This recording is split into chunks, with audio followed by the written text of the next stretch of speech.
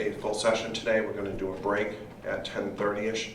We're going to do lunch around 11:30 and try to get out around 2:30. Today we have a lot of things to cover from DOE that are really important, especially this time of year. So looking forward to today's presentations. We're going to start with a business meeting at 9. That will go to about 9:30.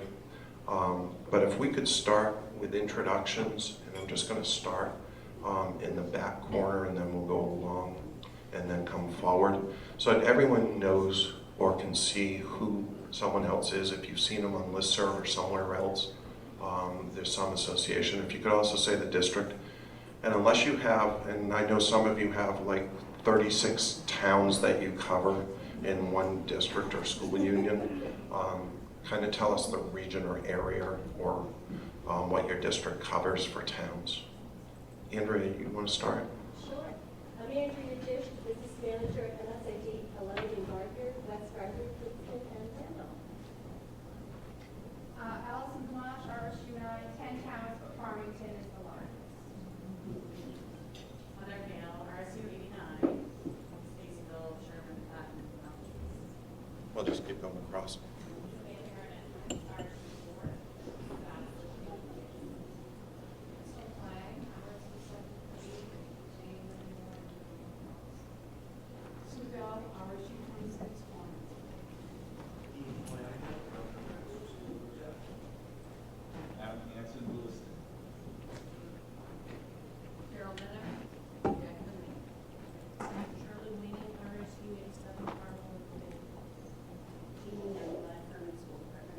I think there's one table right behind. I don't want to forget them in the back.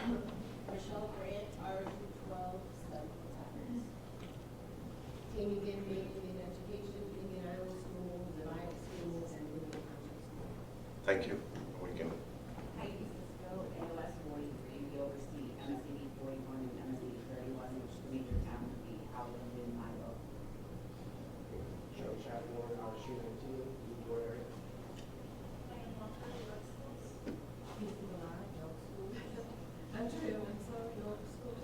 Katie Ramsdale, York Schools. York came today. If anyone was curious, York is here. Angela, RSU 74, Hanson, North Hanson, Solon, and Sunday. Colby Edmondson, MSAD 59, Katie Willie, RSU 25, Rockport, Woodland, Rona, and Prospect. California, San Francisco Park. JC now, Stockton. Brian Jones, Western School Department. John Fuller, MS 86, Buxton, Hollis, Livingston, Standish, and Brad. This is embarrassing because I'm Jennifer Fuller. MS 58, Phillips area. You guys have now met. You may be long lost relatives. Stacy Webster, RSU 14, Winter Road. Jessica Brown, MSAD 54, Schenectady. David Levitt, MSAD 54, Skowhegan. Laura Parker, MSAD 49, Fairfield, Clinton, Benton, and Melanie Schuster, MSAD 54, Scotty area. Jerry Heyman, School Department. Nina Calda, RSU 10, Walker, Echo, Hookville, Copper, Sunrise, Hanover, Rockford. Amy Atherton, elsewhere. Andy Fitzgerald, RSU 38, Manchester, Mount Vernon, Mayfield, and Wayne. Kelly Wentworth, RSU 5, Freeport, Ottawa, and Durham. Sybil Brewer, Region 10 Technical High School, we serve Brunswick, RSU 5, and also MSAD 75, Tops. Peter Warren, Five-Town CSD, Camden Rockport area. Linda Bradstreet, RSU 29 in the Fulton area. Kate Knowlton from Scarborough Schools. Danielle Desjardins from the Meadows School Board. Lucy Taylor from Valley Unified, overseeing the Madawaska, Fort Kent area, and Frenchville area schools. Gina Daigle, MSAD 27, Fort Kent. Sherry Proctor, MSAD 61, Bridgeton, Casco, and Naples. Deb Roberts, Maine School Management Association, housed in Augusta, but we work with folks from Gary to Fort Kent. Paula, you're up. Stand up against me. Kathy. Paula Gravel, Maine Department of Education, and in my role, I represent all of the achievers in districts and towns. I'm Kathy Warren. I'm the data manager for the Maine Department of Education. Also represent all of the towns. Former business manager of RSUE. Kimberly Hall, the Education Data Systems Manager for the DOE, formerly business manager in Easton. Go Acoustic. Alexandra Cookson, I go by Allie with the Maine Department of Education. I'm the data quality trainer. I was not a business manager, but I was a 4th grade teacher in RSU 87. Sherry Moody with Midco School of Technology in the Rockland area. Paula Hoover, Wadwell Public Schools. You need to sit over here with the board. Carol Miller, Augusta School Department. Joanne, you want to introduce yourself? Good morning, I'm Joanne Allen. I'm the Executive Director for ASLO. Nice to see you all and meet those of you that I haven't met before. Thank you all. Nice crowd, nice turnout today, and thank you for your support. As we go through the year, we're going to continue with, for this year, 4 in-person meetings, including today's. We are changing the format a little. We are going to have lunch. We are going to try to make them mostly, most of the day, if not day long. That has been feedback from you folks to the board to try to really get as much benefit. A lot of you have traveled, will travel in order to get here, and really felt there was value in in-person meetings, but just having a morning wasn't enough. We heard that, and that's what we're going to be doing this year. So for the in-persons, we are going to have 4. They are going to be day long. If you have topics, ideas for meetings, in-person meetings, or remote meetings, I'll talk about that in a second, please get them to Joanne at the Maine ASBO address. She is accumulating those and communicating with the board on those. The other part I really want to stress is that we're taking a new step forward, and we've talked about it for several years now with the executive director position, our PD, our development, and what we're doing as an organization. This year, today, is the start of that. You've been seeing newsletters from Joanne. That's an important piece. But as far as these trainings, these in-person trainings and other trainings, it's really important to share what topics are important to you, but also to your entire business office. And I want to stress that because really what we are trying to do is support everyone within school finance and business offices in whatever role, in a role as a business manager or finance director, or for payroll, human resource, accounts payable, accounts receivable, general ledger, grants, whatever it is. We do have 2 different tier levels for that. We have individual, which covers one individual as a business manager, or a district level. I'm going to tell you that from the feedback we've gotten from superintendents, from business managers, from MSMA and others, their needs, and there is a strong desire to have training across the board. And we're going to provide that. And this is the start of that. So your input is valuable to that, but also we want to support your teams in your districts and in your finance offices. If you're not a district membership, I'd really encourage you to think about that. The price difference isn't that much more.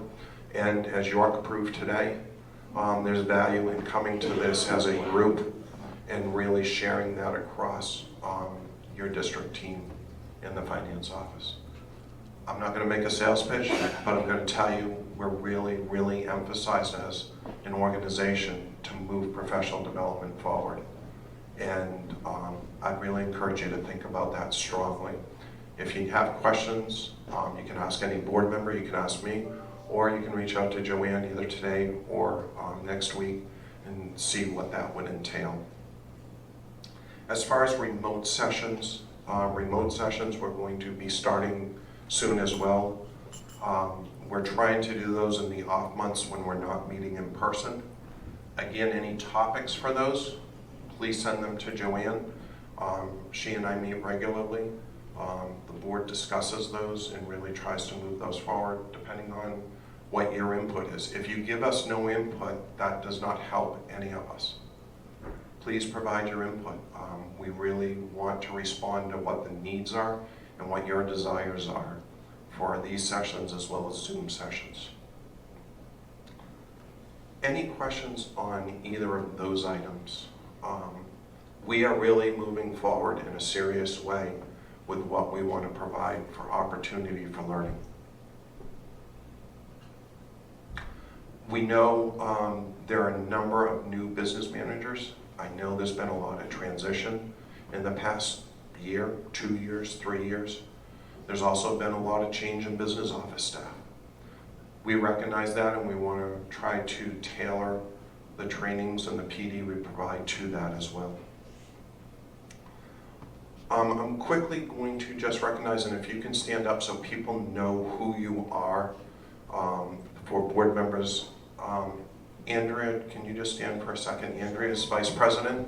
I'm going to get your name right. It's Dish, I know.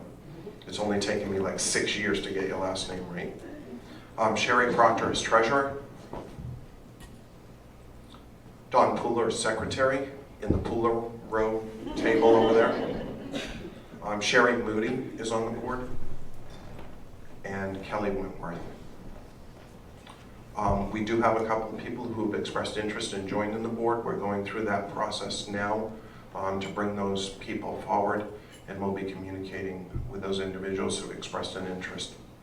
We're going to talk about committees in a second, but while I'm on the topic, we have gotten some real good input into various committees. PD committee has started, legislative committee has started.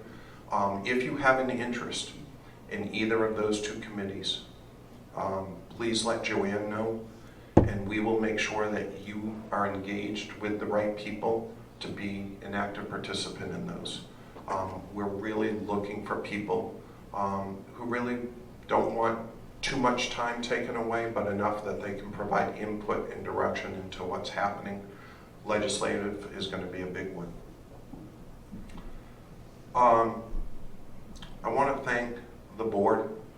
The past 3 years during COVID has been tough. It's been tough on all of us, and I probably more than anybody am happy that we're back to more of a routine of having in-person meetings, Zoom meetings, and regular meetings to be able to see all of you. It's been really helpful, and I appreciate you as a membership having the patience as we transition to an executive director position and really moving the organization forward. I want to thank committee members for their time. It does take time to participate in the committees, and part of the executive director role is to try to decrease that amount of time and be more efficient in meetings that we have. And lastly, I want to thank our vendors. Our vendors are an important ingredient in what we do as an organization. They help provide that support to us. For anyone who goes to Tri-State every year, I think you see the real interaction between vendors and business managers, how that strengthens our knowledge base and experience in supporting our districts.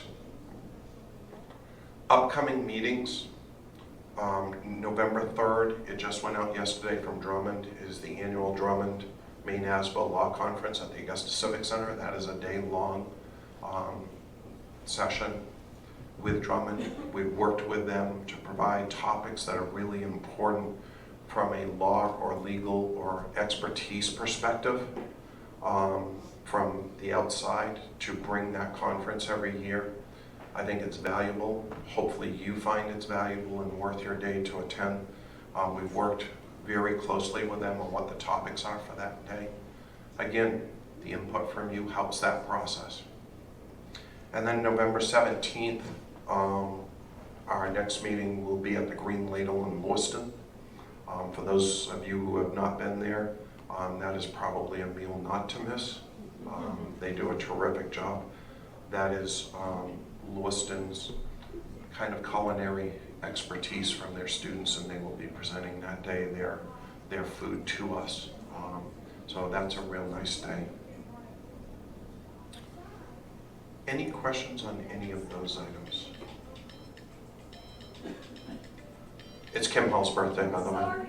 Kim Hall's down here, apparently it's her birthday. If anyone else wants a birthday announcement, let me know. But Kathy Warren told me I had to say that. It's your birthday? Happy birthday to you.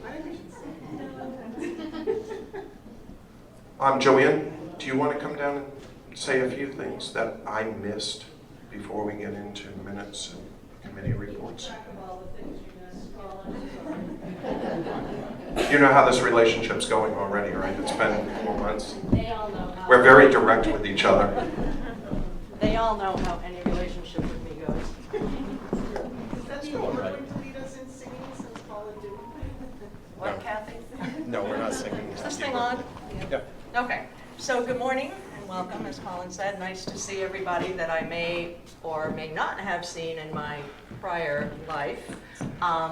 As you can see from today's agenda and from November's agenda, I'm tapping into my resources at DOE, my great partners, people that I do miss working with. So this month, as you see, we've got a great finance and data presentation. Next month at the Green Ladle will be all things federal. So we've got the federal teams, we've got local entitlement. I have heard that that's going to be a big draw, so get your RSVPs in early. I will try to send out the agenda next week, depending on how quickly someone reviews it. That would be me. Me. She's talking about me. We'll also have the ESEA team, and we will have the Federal Emergency Relief Programs team. And what they're going to do in the morning, they're going to do a little combined presentation, because there's a lot of things, apparently, not ever having had to deal with this, fortunately, that go together when you're reporting in GEM. So they're going to do some combined things in the morning, and then in the afternoon they'll each do separate presentations. So if you've got specific questions, please get those to me by November 2nd or 3rd so they can work on those and address those in the meeting. The March meeting we're working on, I can tell you that in the afternoon we're going to have 2 fun-filled hours of the accounting handbook, because that's been another topic that I've heard that folks are very interested in. So Ida will be with us, Ida Batista from DOE, and I'm hoping that we can do some hands-on stuff as well. So if you've got specific questions again about that, let me know so that we can prepare her. Let's see, what else do I want to talk about? Colin mentioned the newsletter. I'm going to try to continue that monthly. If you have topics that you'd like me to address or things to include in it, please let me know. Let's see, what else? I might as well do the committee report, since my committee members, we're just starting up, so they felt that it would probably be better for me to overview those quickly. And then going forward, we'll have actual working members of the committee talk about what we're doing. So in legislative, as the organization is a 501c3, we can't lobby. But what I can do as your executive director and working with the legislative committee is I can analyze bills, I can bring to your attention things that you want to pay attention to and that you can advocate for as part or against as part of your district. I can also provide technical assistance to the education committee. So Paula, keep that in mind. If you want a perspective from the field to help, I can do that. So what we've done so far is I've posted on the ASBO website the bills that passed last session that impact all of you sitting out there. So if you haven't seen that list, they're out there by LD number, chapter, law, and a brief summary of the impact. There's also some carryover bills. There's a fair number of carryover bills that they tabled last session and they'll address this session. You might want to look at those. That's also out on the website. Some things that are happening right now that are fairly important is there's an EPS task force. I've sent some things out on the forum about that. If you haven't listened to it, you might want to do that. I provide a little summary in the newsletter, but there's more detail on the legislative website. If you can't find where those recorded sessions are, let me know and I'll point them to you. I think that really bears watching. I've heard some things that are a little, I don't know, disturbing, concerning, I guess, is the way I will put it. So Paula might say more about that in her presentation, or she might just want to ignore it for today. One or the other. There's also a CTE task force coming up. I think they're looking at a regional school, because that's been a comprehensive high school, that's been bantered back and forth for years, but that task force is starting up next week. So for those of you that are a CTE region or have a center in your school, you might want to pay attention to that as well. I'm going to try to listen again and do summaries on that, but I might miss something. So that's what we're doing on the legislative committee. Going forward, when the session starts up again, we'll, as I said, analyze bills that may impact the field and keep you abreast of those. So for the Professional Development Committee, we had our first revitalized committee meeting at the beginning of the month after a rocky start with Google Meet. But I won't talk anymore about Google Meet. So we basically got to know each other as a committee and talked about some things that are important to committee members. We've got a great mix of veterans, folks that have been doing this position for 20 years, and some new folks.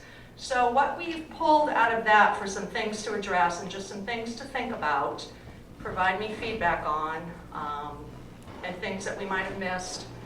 We've recognized a need for new business manager training, and perhaps a creation of some kind of handbook or best practice guide. New Hampshire has a program, something like that, and so I'm going to look at that and maybe we can model something after that. So that's one thing we recognized. Sharing of best practices among business managers. I think that's valuable. When I came to DOE, I didn't come from the school world, so that was super helpful to me to hear from everybody in this room. So I'd like to find a way to do that for everyone.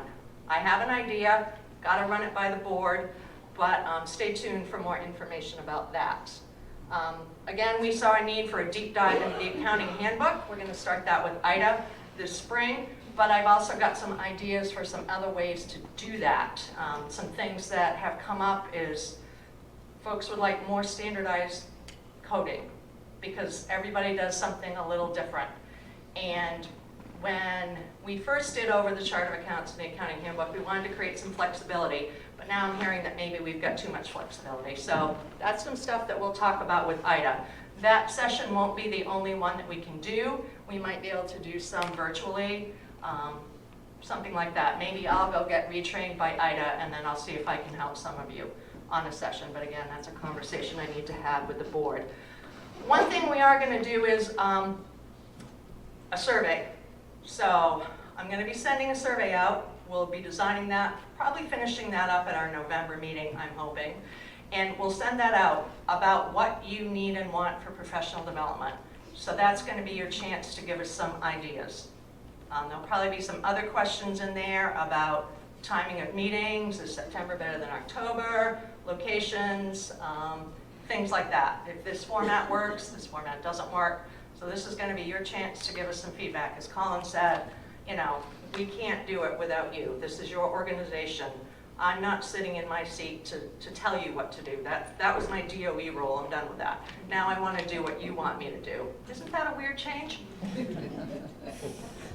going to work on one or more virtual offerings for the downtime when we're not in person, so December through February, so that no one's traveling and we have some quick hits. Maybe something like an office hours where I got some of you folks on and other people can jump on and ask questions or do the best practice thing. There'll be maybe an hour or two of training, but short, you know, so that you're not sitting on Zoom for half a day. I know what a pain that can be. What else? Oh, and design some programming, as Colin mentioned, for business office functions. So back in the day, we used to have a subgroup called ECOS, and we used to do a day-long meeting up in Waterville, and it was HR, payroll, IRS, deep dive into all of those things and some breakout sessions. That was pretty successful. I remember that room being full. So I'd like to see if we could get something like that going again. I'm gonna need some help though to find some contacts and whatnot, but I'm sure everyone can help me out on that one. So I think, Do you want to talk about regional? well, see, that was Business next on my list. Are you reading my paper? I did. I took a picture of it. Did I send these to you? No. Okay, sorry. Yes, so regional groups. I know there's one active regional group in Maine. I want to take that one and see if we can lay it over the rest of the state. So that would mean that we might look for some volunteers to head up a regional group. And then you could do things in your group that are germane to your group. You know, one part of the state might have different needs in one area than another part of the state. So that's, again, something that New Hampshire does, seems to work very well. So we'll dive into that as a committee and see what we might be able to replicate. I think that would be a nice opportunity. More sharing of the best practices, doing things that are specific to your region. So that's a goal as well. As you can hear, I think I have a lot of goals on my plate. So all of this isn't going to happen right away. It's probably going to take another year to get all of these things into place, but I just want you to know that these are some things that we're talking about, that we're working on, and if you have thoughts, opinions, tell me, you know, just let me know. Happy to get on the phone, send me an email, whatever you need to do. So all about the conversation. So I think that's it. Thank you. Questions, comments, you know where to find me. I think the regional groups are really helpful concept to really explore because we are a spread out state. And are there things that we can do, not just in the meetings we're doing and in the Zoom, but regionally, that would help all of us in our specific regions? And also network, also get together. There was once in the day, regions within the state of business managers got together very frequently, and sometimes it was more social, but sometimes it was a combination of social and educational, of sharing ideas, knowledge, experience. And I think those folks are probably, many of them have long since retired, but I think those of us who remember some of those earlier days, there was a lot of value in that that came out of just getting together and spending an hour or two and sharing ideas and concepts, struggles, frustrations, successes. The other part, and then I'll close out, is communication. When we hired Joanne, one of the goals was to increase communication, networking, and coordination with the membership, with vendors, and with all of the constituents that we work with. So just quickly, so that you know what's on the table. Newsletters, we've already mentioned. Joanne's starting to spend more time with the website, and we'll be continuing that.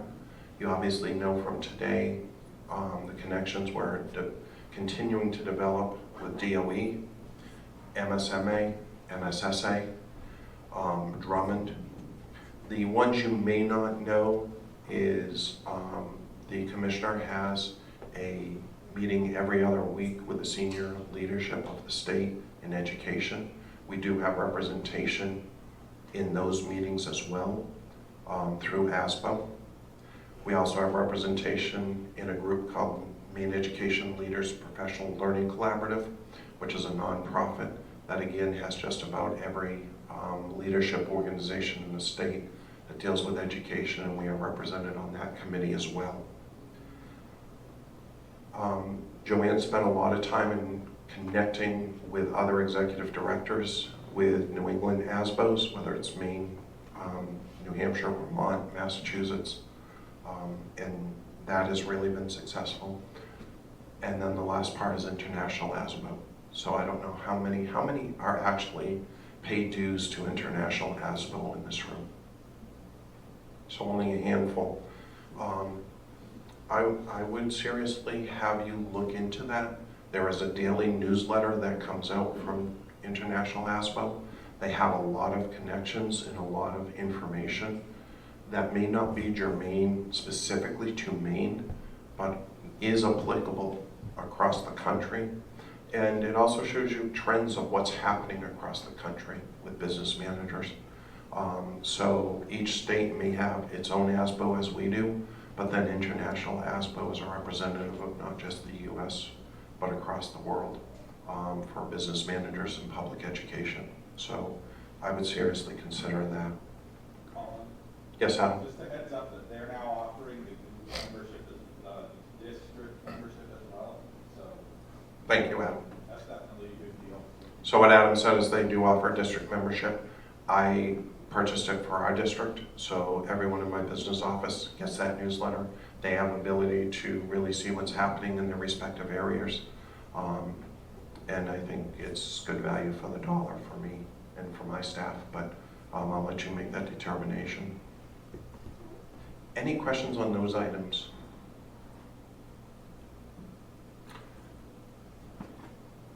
Tri-State Committee, I didn't say Hollis here. Tri-State is May 15th to the 17th at the Holiday Inn in Portland. We switch every year between the 3 states, so Maine is this year.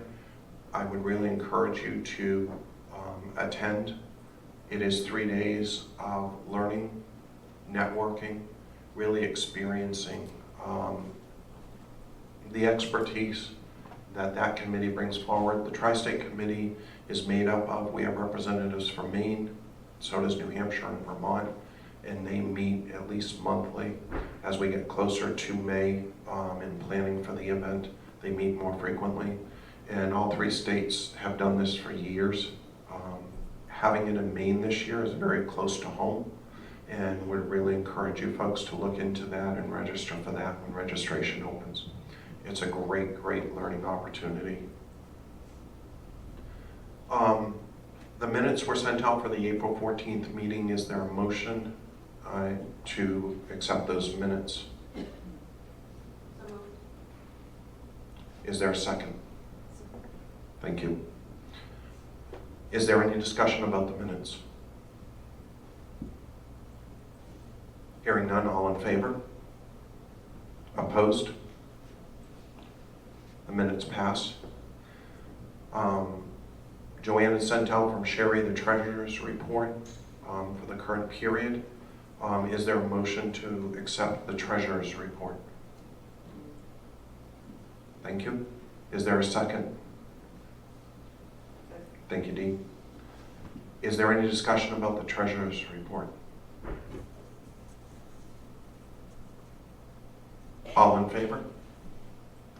Opposed? The treasurer's report passes. Are there any other items in the business part of the meeting today that the membership wants to address or bring up? Yes? The Tri-State is actually 22nd, 23rd, and 24th. I gave the wrong dates. I just want to correct people. Thank you. We want everybody there. Thank you, Diane. Did I give an accurate description, Diane, of how valuable it is? Any other business anyone wants to bring forward? I want to thank Joanne. Joanne came on July 1st. She has accomplished a lot in 3.5 months that she's been here. We've had a lot of great conversations. I think the organization is moving in a very positive, proactive direction moving forward. And I'm really excited because the expertise that we are getting from Joanne as our executive director and moving us forward in the communication, I think is going to be invaluable to all of us and the jobs that we perform. So please engage with her. Please make sure any topics go to her.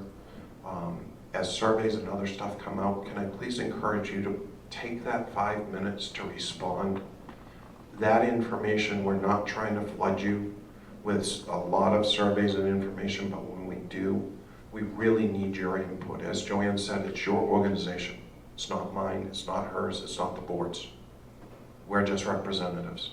It's your organization and the other business managers across the state who aren't here today. So please take that time and engage and make sure it is your organization and we're doing what you want us to do.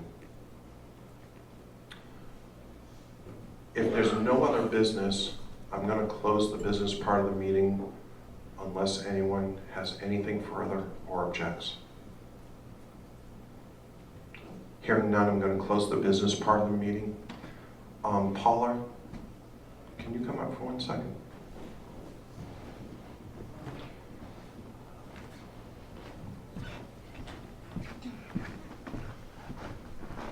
Paula and I work pretty closely together, and every now and again, we can pull a surprise now and again, I guess, can't we? Sure. Or you can. I can, absolutely. Do you want to talk about what this is? If I could, thank you. Don't hate me, Joanne. You all heard Joanne mention her former life. For those who don't know, her former life was Director of School Finance at the Maine Department of Education, and prior to that, many years working on the school finance team. When she retired, apparently a long time ago at this point, it seems like it was just a few months ago, but it's been a while, I guess. Wheels were put in motion to provide a recognition that is greatly deserved. Well, those wheels move slow sometimes in government, as you may or may not know.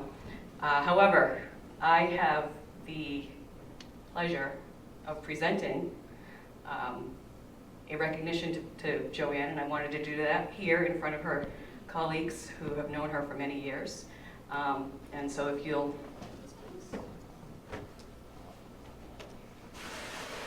Come on up, Joanne.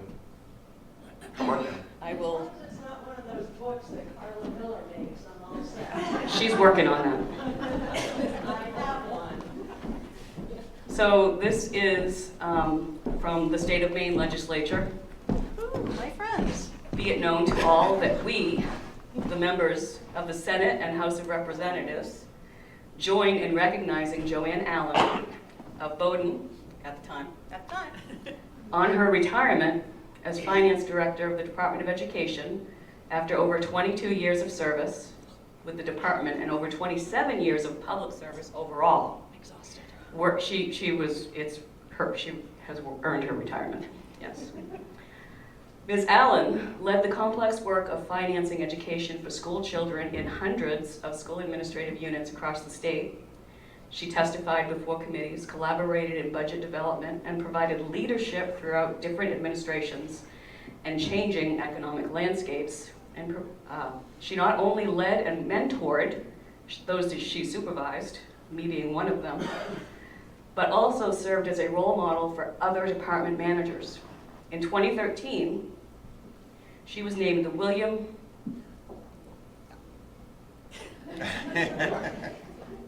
T. Manager of the Year. We extend our congratulations and best wishes, and be it ordered that this official expression of sentiment be sent forthwith on behalf of the 130th Legislature and the people of the state of Maine. Oh, thank you. Thank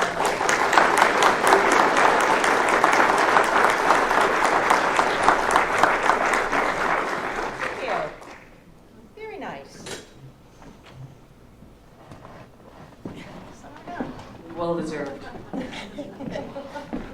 Did you say son of the gun? I did. You said nice things.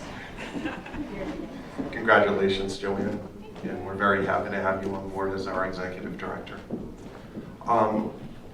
We're now going to turn to Alex Webster and Specialized Purchasing Consultants. They're going to have the vendor spotlight for this morning to talk about the services that they provide.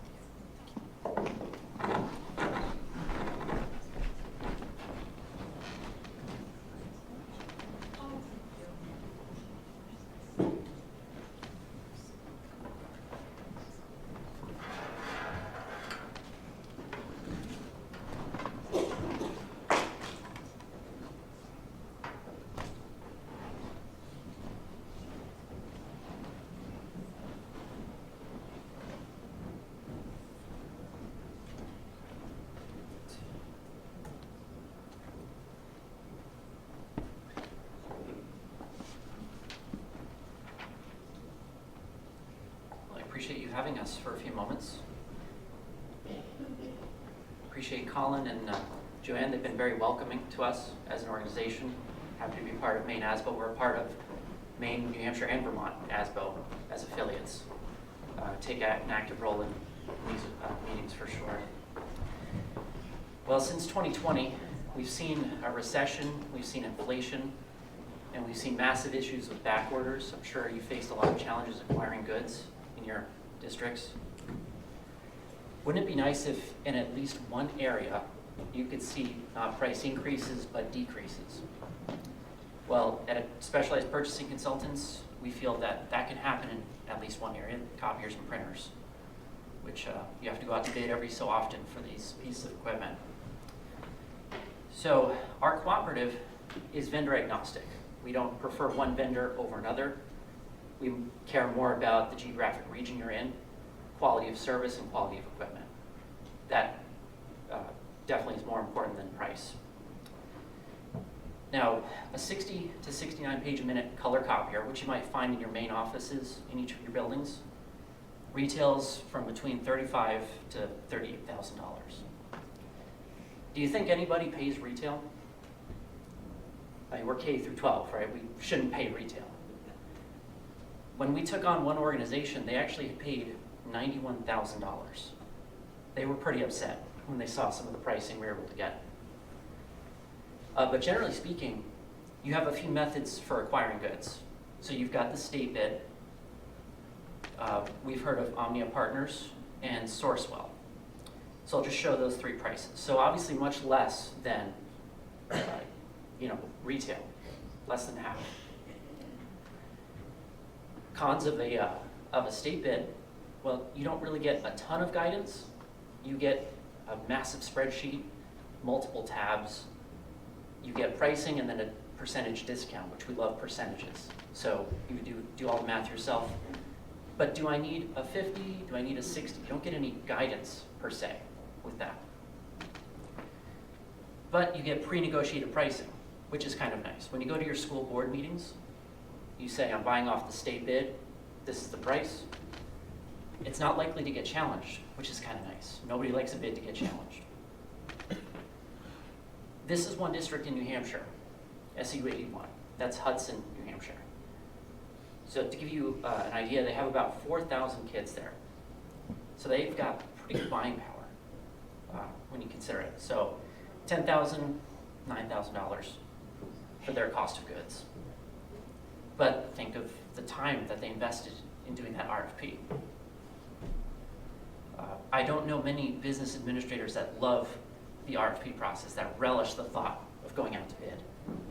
It's a necessary job that you need to do to get good pricing, and they were able to beat the state bid price, which was nice.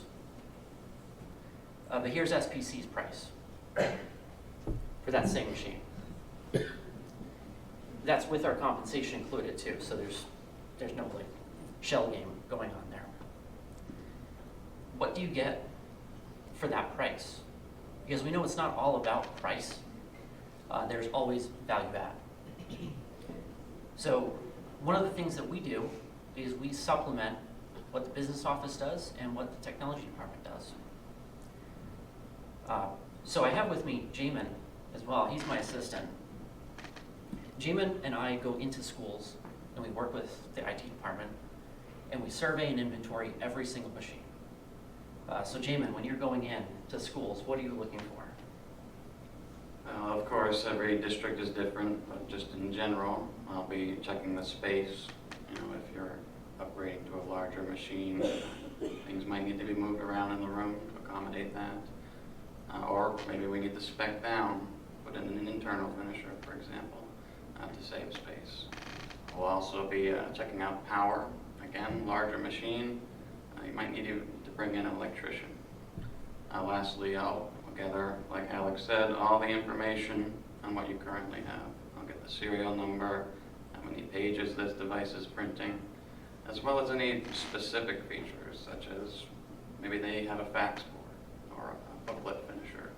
Anything specific like that, we gather that, bring it home, and that information gives us more to work with when we're putting together your bid. Yeah, thanks, Jamin. So there's a lot of work that goes into putting out any quality RFP. What I'm showing you here on your screens, and I have a better copy at the back table, I got permission from Cindy Cox to show you this executive summary. We always prepare an executive summary for the school board. This was after the bids came in, and it's in the format that they like to see. What do we have now? What will we have? Should we adopt this bid package? And then the second page is always costs. So knowing the product mix, final breakdown, and then the costs, should we award to this vendor. So for RC23, they had 6 bids to choose from, which is a good quality bid. Normally you want at least 3 quotes. So we actually presented to the school board, had to sell to the board chair. Cindy just wanted some help explaining how the bid process went. So she kindly said we could share these documents as their public knowledge. The replacement schedule is also at our table as well if you want a sample copy of that. So it's not just about the bid, it's also implementation after the bid's been awarded. So we are there when the machines arrive off the truck, and it's either Jamin or myself. So Jamin, what do you do during the installation process? Well, essentially our job there would be just to be an extension of the IT department. And we all know IT is crazy busy, especially during the summer when these fleets are typically installed. So we're just there to alleviate any stress that we can. I'll have the replacement schedule right with me so I know where the devices are going. I can help direct the vendor to the rooms. And I also help coordinate the removal of all your old equipment. Removal of supplies, toner, anything that went to the old fleet, we make sure that's removed so it doesn't get confused with the new. As well as at the end, when everything is installed, I'll go around and do an audit.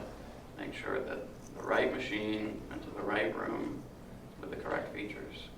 And if any of that doesn't match up, we'll work with the vendor to make sure it's fixed.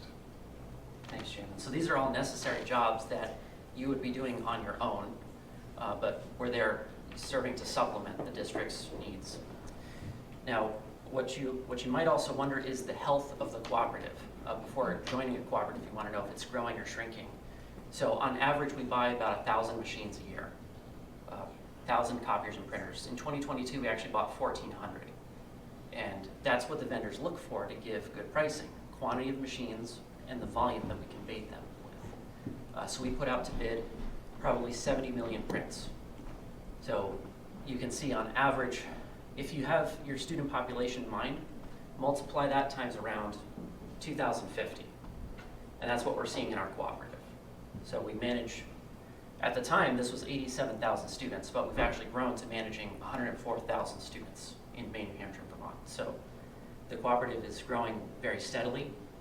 Many are joining as we go out to bid every year. So as people's service contracts start to expire, they see the need to go out to bid, and we'd love some assistance with that. This table right here is data that you can't really Google. How many color copies per student is what you find on average. What we're finding is color is on the rise. Everyone loves color. And that's where your biggest cost center is in operating expenses. So we were at 243 color copies per student, and now we're at 281. So that is on the rise. But if any of the finance people in your district came to you and said, I think we're printing too much. Well, how do you know if you are or not? You'd have to compare yourself with your peers. So this is what we've come up with for our cooperative based on grade level, elementary, middle, high school. So as you can see, the color volume right here trends down. So the elementary students do the most color volume. I think we could kind of guess that, but it's nice to know the data backs that up, and then trends downwards towards high school. So I wanted to leave enough time if anybody has any questions. There's just a moment left. We are here, obviously, for the morning, so feel free to approach us. I have all these documents and these slides up there as well. So hopefully that made sense. Turn it back to you, Colin.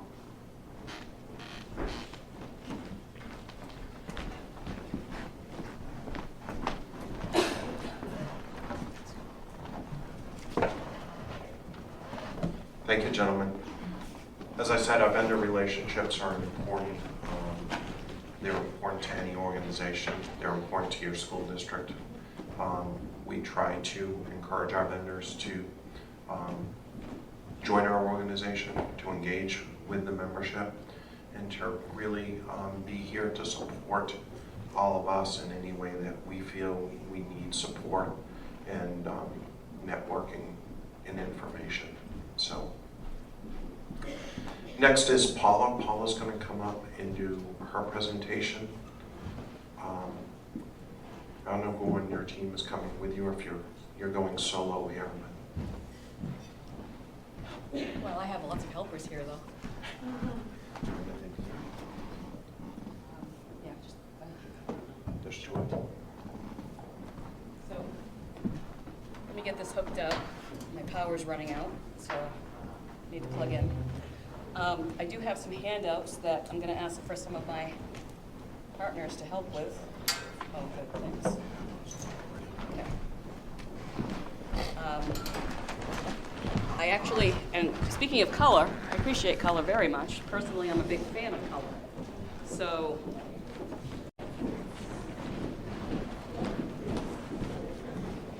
you said it was on, but I don't think it is.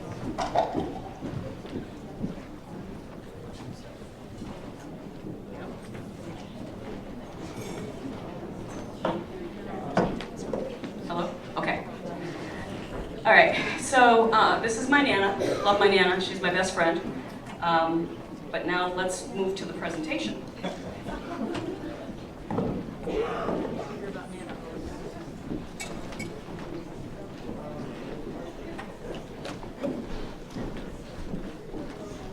is the part I always forget how to do. Do you remember?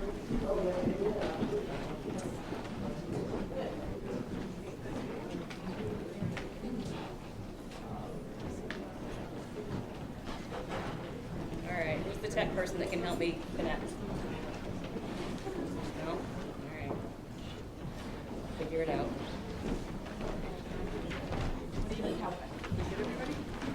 Connected. Connected, but this is, I don't know why it's not showing on screen. Do you think I'm the tech person? You see my phone? Yeah, I do.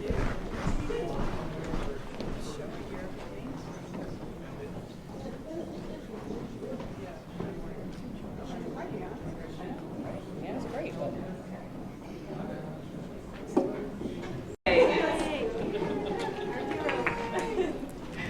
Thanks, Allie. Okay. So I've been asked to talk to you about a few things, specifically, of course, essential programs and services, which is how we do the funding calculation for the school administrative units in the state for state funding. This is not federal funding. I have nothing, my team has nothing to do with federal funding. And so this is state funding only, EPS. And then, of course, I want you to be ready for the collections that we're doing as we speak. This is the month of the big collection so that we can calculate FY25 funding. So hopefully some of this stuff will help you with that. First, I want to introduce my team.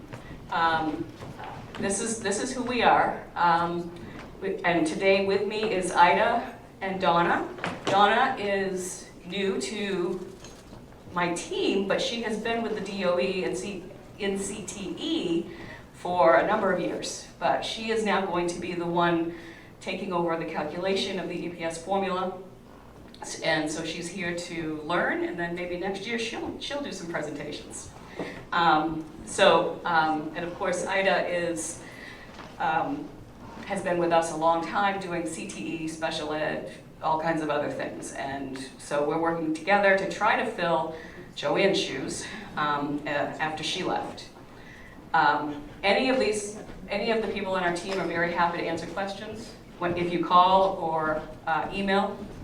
Sometimes I will admit, lately, it's taking me longer to respond than I like, and I apologize for that. But things happen, work. I share this a lot, and I hope you don't get tired of it. lately I've been presenting at the Ed Committee a lot, and I take this with me every time because I want to remind them the purpose of essential programs and services funding. Because often we have individual towns that will say, well, why aren't we getting as much as them? Or why do they get more state funding and we have to pay more locally and all of that. And so I found this to really be a good example of the purpose. Because ultimately, the EPS formula isn't meant to cover all your costs or to tell you what the cost should be for each section. It's a mechanism for establishing a minimum amount of funding from the state, sufficient funding from the state, so that there's an opportunity for all students in every town, 484 I believe, in every town to meet the standards and goals for the learning results, which are Chapter 222. Haven't read it myself. I get bored with that chapter. 606B is my favorite one to go to, as you may understand, because that's where the funding is. But this is ultimately what the funding is supposed to provide an opportunity for all the schools in Maine to provide for their students. Secondly, it also is determining an equitable way to distribute the funding. Because as you know, in these 484 towns, Fort Kent is a lot different than Cape Elizabeth as far as local ability to pay, local taxes, etc., which it's the local property tax that is how the locals fund education in Maine. And so what I've shown, what you see here is if everybody got the same amount of money from the state, let's assume that the 3 children on the left is your town, your children, and what they already start with. They come to the table with this level. So the state's going to give every one of them the same exact amount.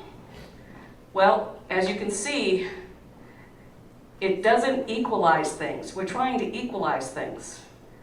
However, if we understand that the taller one doesn't need as much, because they already have enough locally. The middle one could use a little help, and the shorter one, me, could use a lot of help. So that's where the limited amount of state funding is provided out in a fashion to allow more to go to towns that need more help, don't have as much of the local tax space to provide it locally, and then less to those that don't need as much. So that's the way it's spread. Is it perfect? Absolutely not, because there are 266 school administrative units in Maine. There are 484 towns, and there are 168,000 students. And I think it does a pretty good job of looking at all of the important aspects to provide as much funding as possible, as equitably as possible. But of course, it's not perfect. But honestly, we're trying to make it as good as we can, so that you all have what you deserve. That being said, I hate when people don't get what they deserve.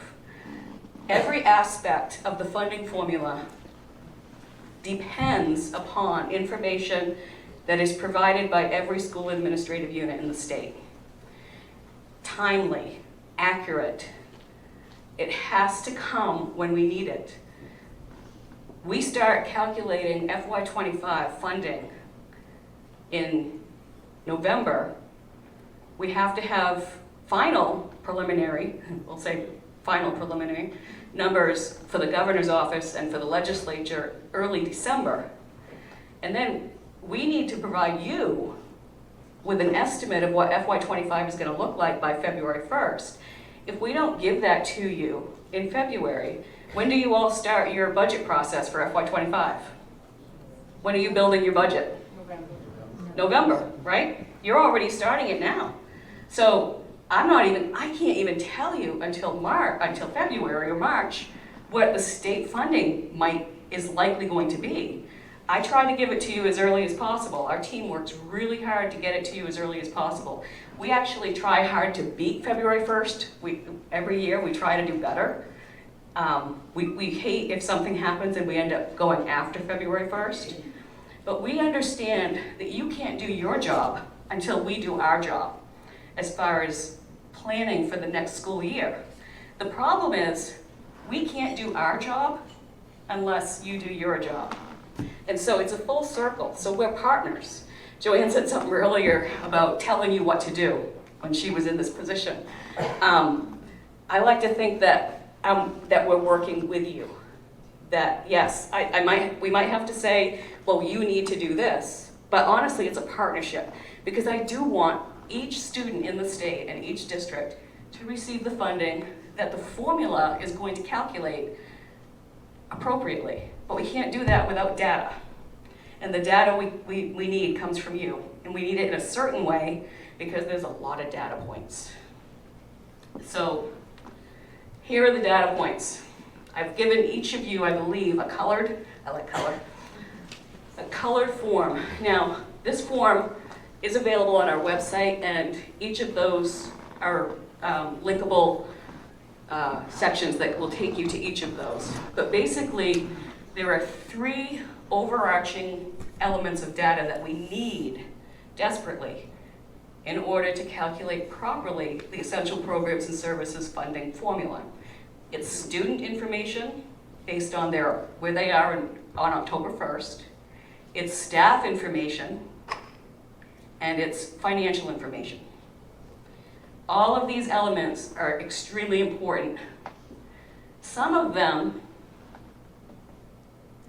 are past due.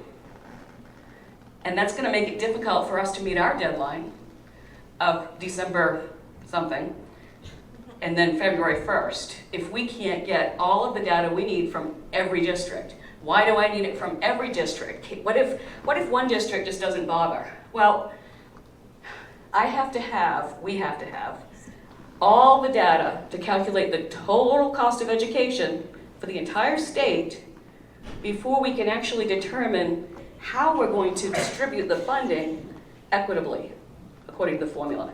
If we're missing someone and they come in late, that means we have to recalculate all of the other districts if we add in their data. It is individual, and it's not. It's all connected. So any piece that's missing is detrimental, honestly, to having an accurate and equitable formula calculation. The other thing I would say is I hear a lot, and I've heard a lot in my 13 years at the department, well, we're just a minimum receiver, so why do you need our data?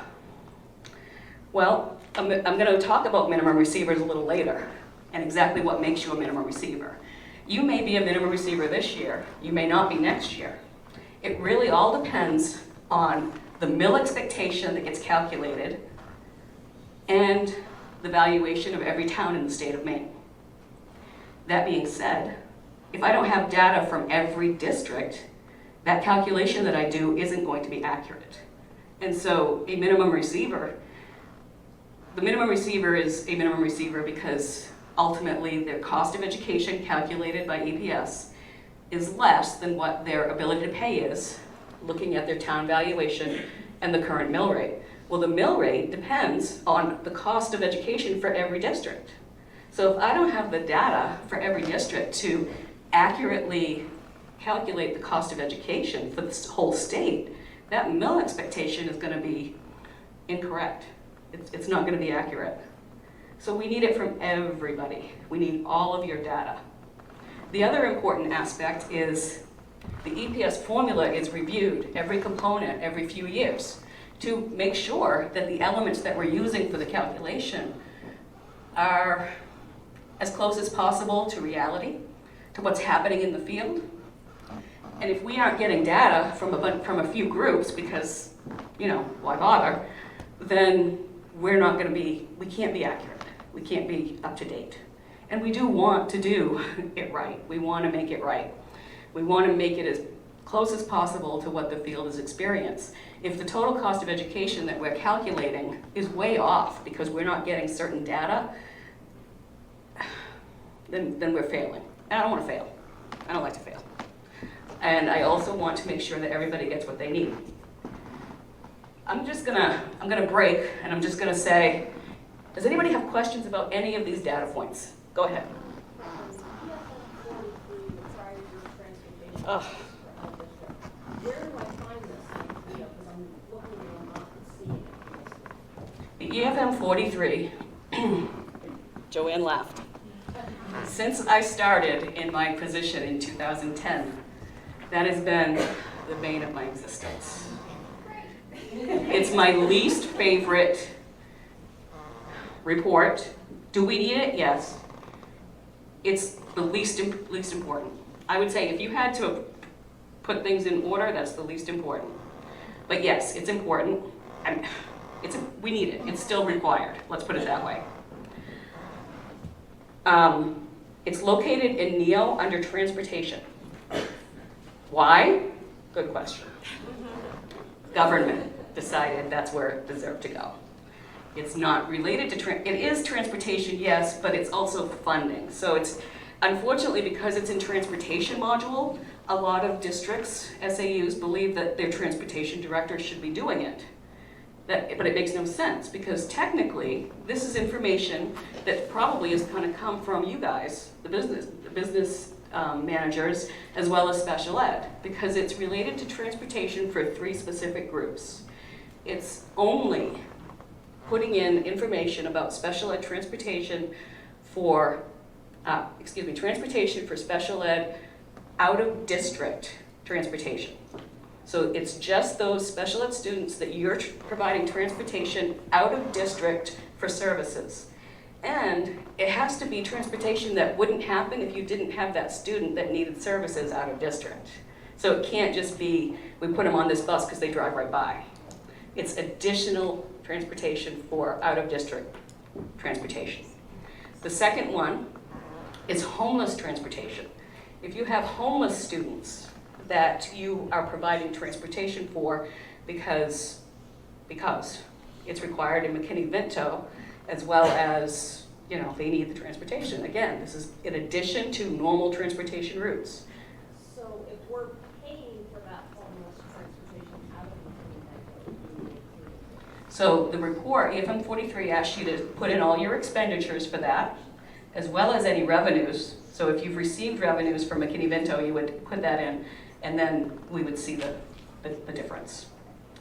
And then the third piece is CTE transportation. So those are the 3 pieces on that report that we collect. Does everybody understand that? Good? So wouldn't proper coding of those expenses? You're my new favorite. What's your name? Pete. Wouldn't proper coding of those expenses be important? Ding, ding, ding, ding, ding. If you are not coding, which is why in March, sorry we can't do it sooner, if you are not coding all of your expenses properly, we're not going to get the expenditures properly, and then the funding model isn't going to work. Yes, the coding is super, super, super, super important. Anybody else? I'm loving this. All right, so we're in the middle of student data collection. Today is October 13th. October 1st was 16 days ago. No, 13 days ago. On the 16th, the data that you've entered, or whoever has entered, is now able to be reviewed and certified by your superintendent. Please don't let them certify if it's not right. Please make sure somebody checks it to make sure it's right. Your special ed data, the EFS 05 needs to be proper, needs to be right, and all of your student data collection in the report needs to be right. I'm going to show you how you can check that. Now I realize most of you here probably don't enter data, and you're not superintendents, but you're the finance people. You're the ones in the end who are going to care if there's a problem with the formula, and you're going to say, we're not getting what we should, and those counts are wrong. So I would ask that you communicate a lot with whoever is collecting and inputting your data. Because ultimately, this is how we calculate the data that we're given. And if it's wrong, the calculation is going to be wrong. And we are only given so much money. Once we allocate it, it's gone. The money's gone. There isn't, I know lately it might seem like there's a secret tree out back with money hanging off it. I haven't found it yet, I've been looking. So we need to be as careful as we can with the money that we're allowed to allocate in every year.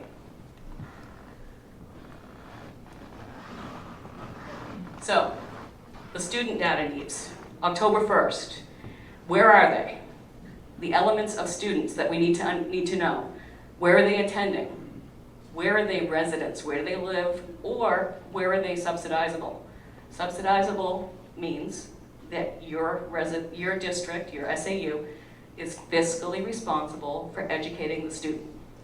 So for instance, if they live in another town, but there's a superintendent agreement for them to attend in your town, then the subsidy count comes to the town where they're attending instead of the town that they actually reside.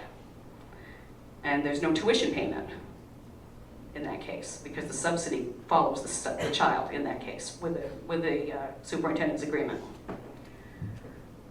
We have equivalent instruction students. Those are those that are homeschool students, but they take a class or two in your district. We will provide some funding for that as long as the counts are appropriately entered into your student information system, AKA the state version of Synergy. And if there's any questions about any of that, Allie is your girl. She can help you. The Madam's Help Desk. They can help with any problems you might have entering data. Okay, let's talk. Economic disadvantaged students. That's my second least favorite. However, I'm really trying to fix this one, honestly. It's going to take some time. So, when EPS started in FY6, giving you some history, at the time, the definition for economic disadvantaged student was put into law as those students that are eligible for free and reduced lunch. At the time back then, free and reduced lunch forms were being filled out fairly regularly. There weren't a lot of extra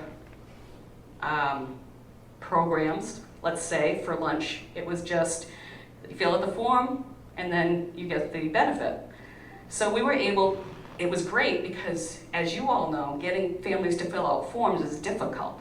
So if we didn't have to have a separate collection to determine economic disadvantage, win-win, right? So the data that was already being collected through the nutrition forms was actually being used for multiple things at the Department of Ed. It was being used for the state funding and EPS, as well as a bunch of federal funding through the titles. Well, fast forward a few years, and you get a program such as CEP schools. And I can never remember what that stands for. Community eligibility. Thank you all. Community eligibility schools, which means, correct me if I'm wrong, I guess on some of this stuff. The community eligible school has a sufficient percentage of free and reduced lunch eligible so that the whole school gets free lunch, according to the federal nutrition program, right? Okay. However, that doesn't help how we do things at EPS because we need to know how many students are actually eligible financially for free and reduced lunch. So if a school isn't collecting that for everybody, and we can safely assume, unless you're a really small school, that 100% aren't necessarily economically disadvantaged, then we've got a problem. So back when CEP schools started, the DOE SFO team created an alternate form. This alternate form is getting a lot of interest and flack lately, because the alternate form ultimately was created only for purposes of essential programs and services. Nothing else. So it's a very, very basic form, because the definition is eligible for free and reduced lunch. So the form isn't asking for all of that extra stuff that the nutrition free and reduced lunch form asks for, because we don't need all that background and stuff. We just need to know what level of income do you have as a family for however many members in your family. And if you have this level of income, you're eligible for free. If you have this level of income, you're eligible for reduced. We've actually even made it now easier on the alternate form. We're only asking about reduced, because if you're reduced, you're obviously free. So we only care about a certain level if they are free or reduced for EPS. And that means check, yes, EPS, economic disadvantaged. Because none of this has to do with feeding kids. None of this has to do with Title I funds. It also doesn't have anything to do with PPP funds, but I won't talk about that. So we used that for a while after CEP schools, then COVID, then free lunches. Awesome, great, terrific, everybody gets free lunch. But we're still using the same definition. We still need to know every year which students are economically disadvantaged in order to determine a percentage for the SAU, because there's three things that depend on that percentage within the formula. There's a lot of money involved. It's an important data set. So now also comes Provision 2 schools through the Child Nutrition Program. Again, great. You don't have to collect free and reduced lunch forms every year now. You can do it every 4 years and you have a base year. Okay, but what about EPS? We still need it every year. Okay, so for this year, and who knows, maybe the next year too, if we can't figure something else out, we beg of you, please try to get the families to fill out the alternate form. I know you're trying.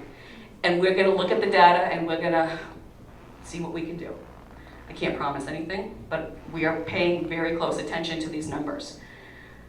We are also trying to partner with Maine Revenue Service to look at some of their data to see if it's possible to change the law and definition of economic disadvantage for EPS to be based on perhaps tax forms. Income in Maine by town based on tax forms. I know, 2 thumbs up, easy peasy, right? Not so easy, just so you know. But we are trying. We are trying. It's slow. I would love to say that we would have something in place before next year's collection, but I can't promise that, but I sure am gonna try. Because then there wouldn't even need to be a collection. We would just get it. And that's what I wanna try to do. In the meantime, I need to partner with you to try to have you collect as much of this as you can. That's my sob story. I know, and again, so am I. So do your best, I'll do my best, and hopefully we can meet in the middle soon. But it's an important factor. I don't want you to miss out on funding, you know? So that's that one. Yes? Can you say something about the fact that direct cert information is coming to us somehow? I heard that in the webinar somehow. Yeah, so direct cert, so I meant to actually, Allie has created an amazing one-page document that kind of shows what goes into the number that we use for economic disadvantage in EPS. And so one of those things is direct cert.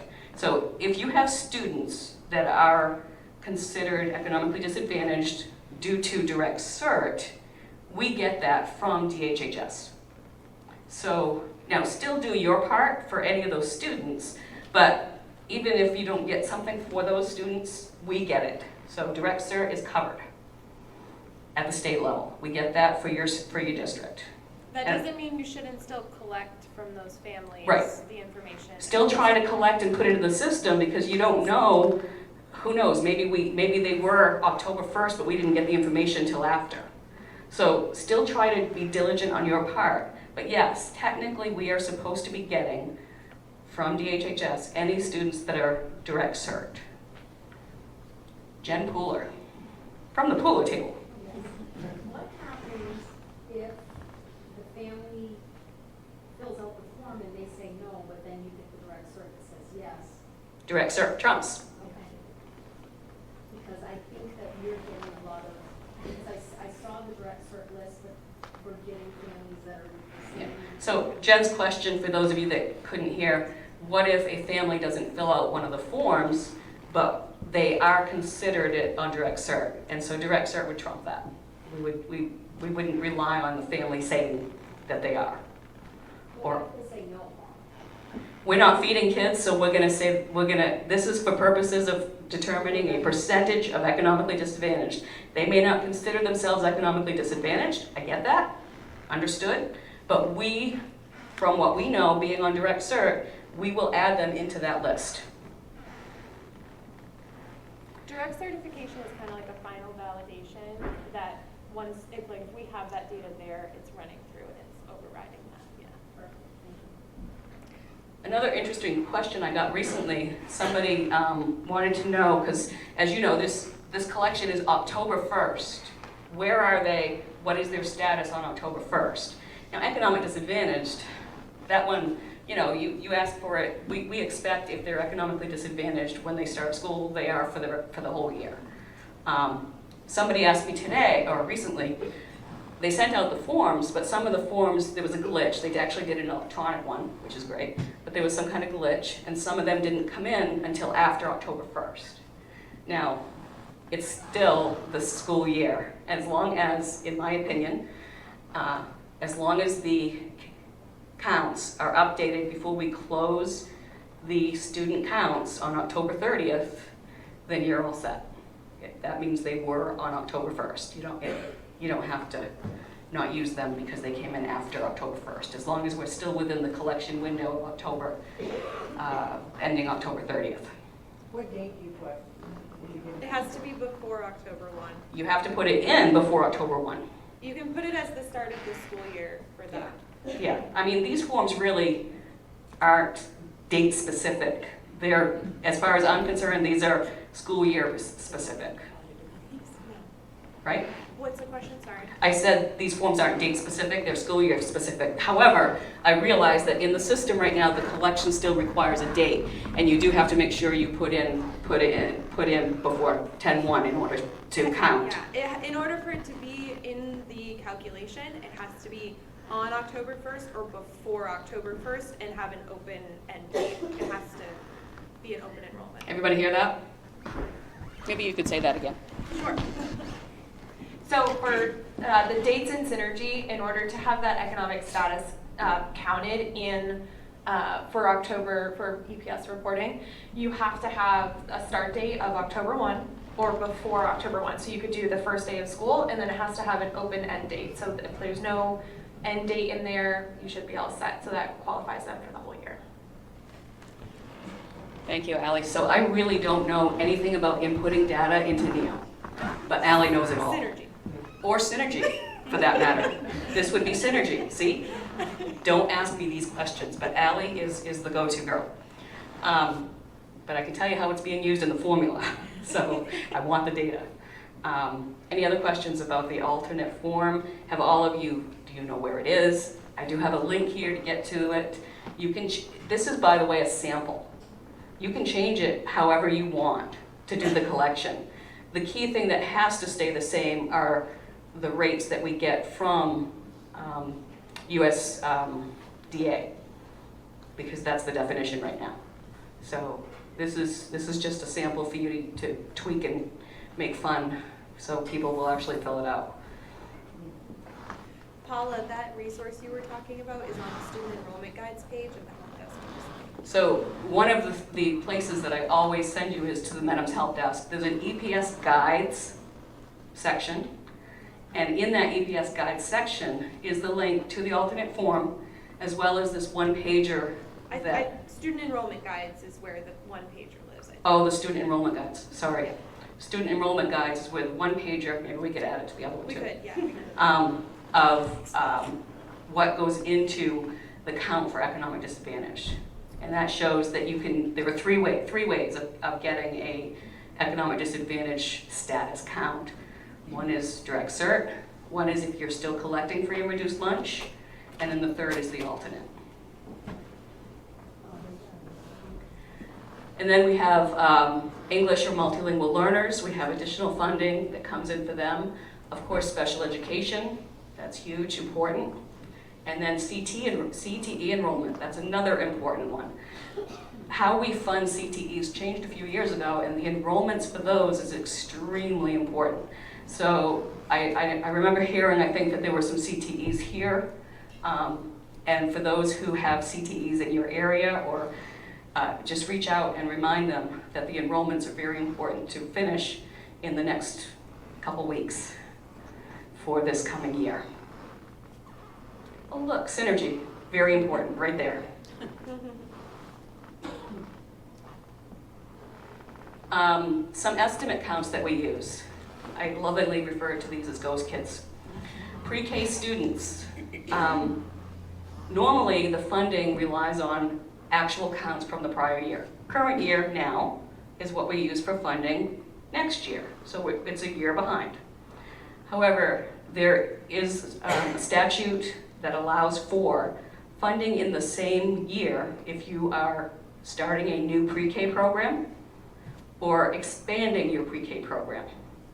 And what we do is we add those estimate counts for how many students you'll have in the funding now.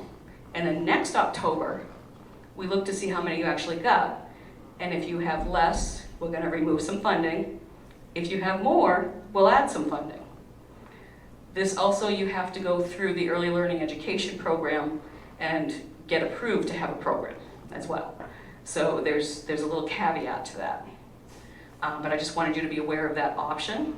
And then of course, charter schools, we have estimate counts for them if they are either a new charter school for the first 5 years, or if they start a new grade level at a charter school for 5 years, up to 5 years.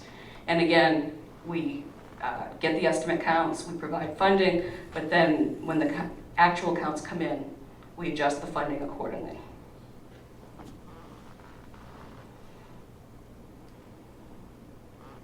How do you check? NEO.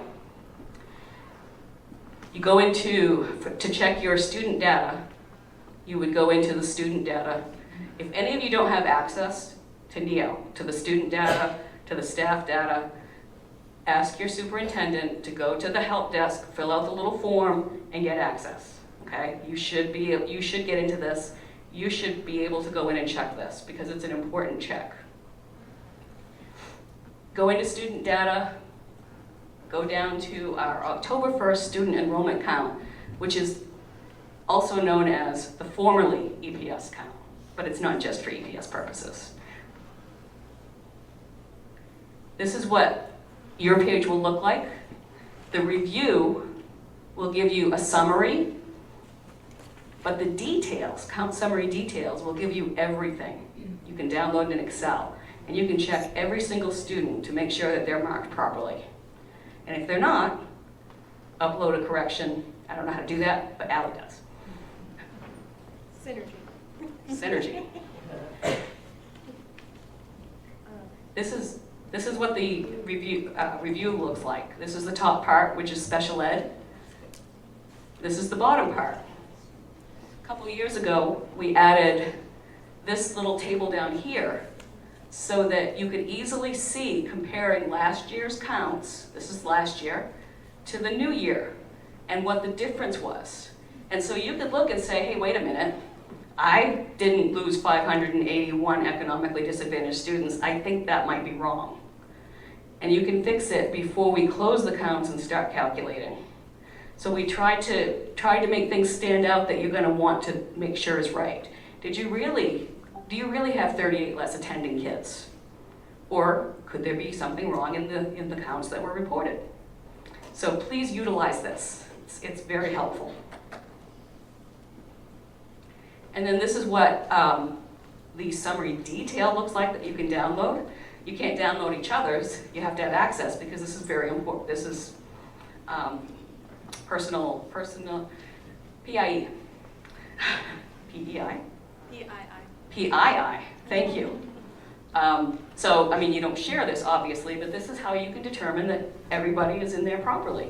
If you happen to know that student X is supposed to be identified as economically disadvantaged, and they're not, then you need to get that fixed. Each individual student count matters. Every single one. Then we get into staff. Why does the staff matter? Because the EPS rate calculated on page 1 of the ED 279 is determined after looking at your staff and what it costs to operate a school in your district for general education, not special ed, just general education. So these are the staff. Am I out of time already? Since you got your student, why don't we start the staff after the break? Take a break. We're gonna take a break, and we'll do staff like after. Y'all explode? Yeah.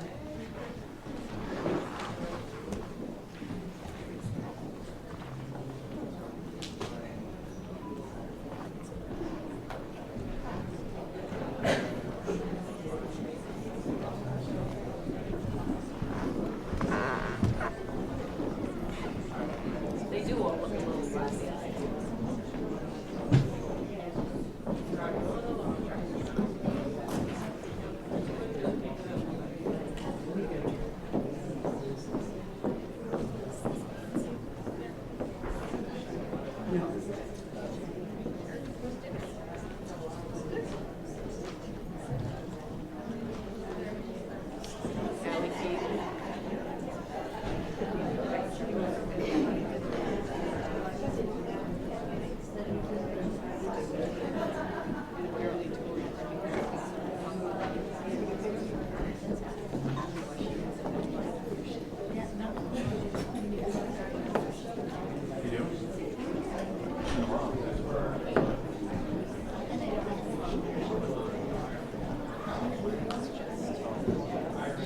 Come back, it's 1:15, so you only have to listen for 45 minutes, then we'll feed you. So, thank you.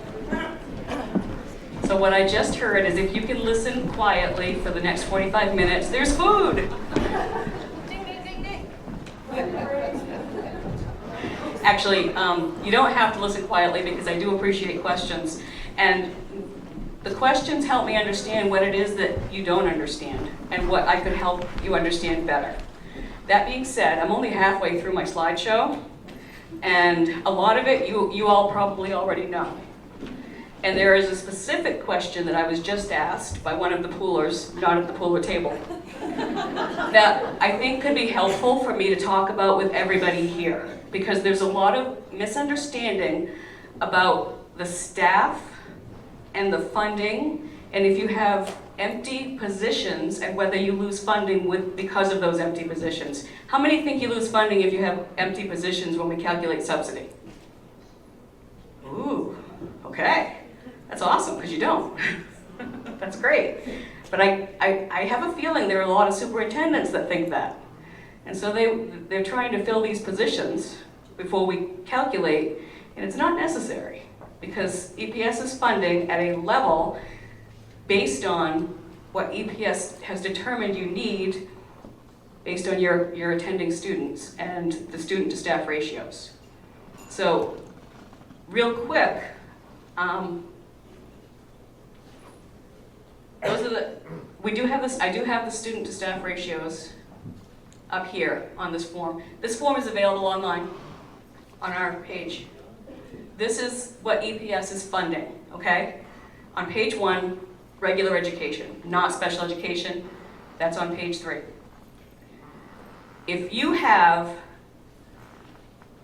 the attending students and then the formula for all of the student to staff ratios indicates that EPS is going to fund you at the essential level of 20 teachers. But you have 17 teachers, actual. We're going to take those actual 17 teachers, we're going to look at their years of experience, their level of education, using our statewide average salary matrix, and say, okay, we're going to give this much money because they have this many years of experience and this much education, so we're going to provide this much funding for that teacher. And we'll do that for all 17 of the actual teachers in your SAU. We come up with an amount of whatever, $300,000. But because EPS is going to fund you at 20 and you only have 17, we're going to increase, based on the average salary for teachers, the amount that we're going to fund you. So we're going to give you more money because you have less, to get you up to the level that EPS is funding you at for essential. It's up to you how you use that or how many staff you have. We're not telling you how many staff to have. That's just how many staff we're funding. It goes the same way, though, if you have more than EPS is going to fund. If you have 17, if EPS is willing to fund 17, able to fund, and you have 20, we still have to look at all 20 of your actual staff, determine where they are in the salary matrix based on years of experience for each of them,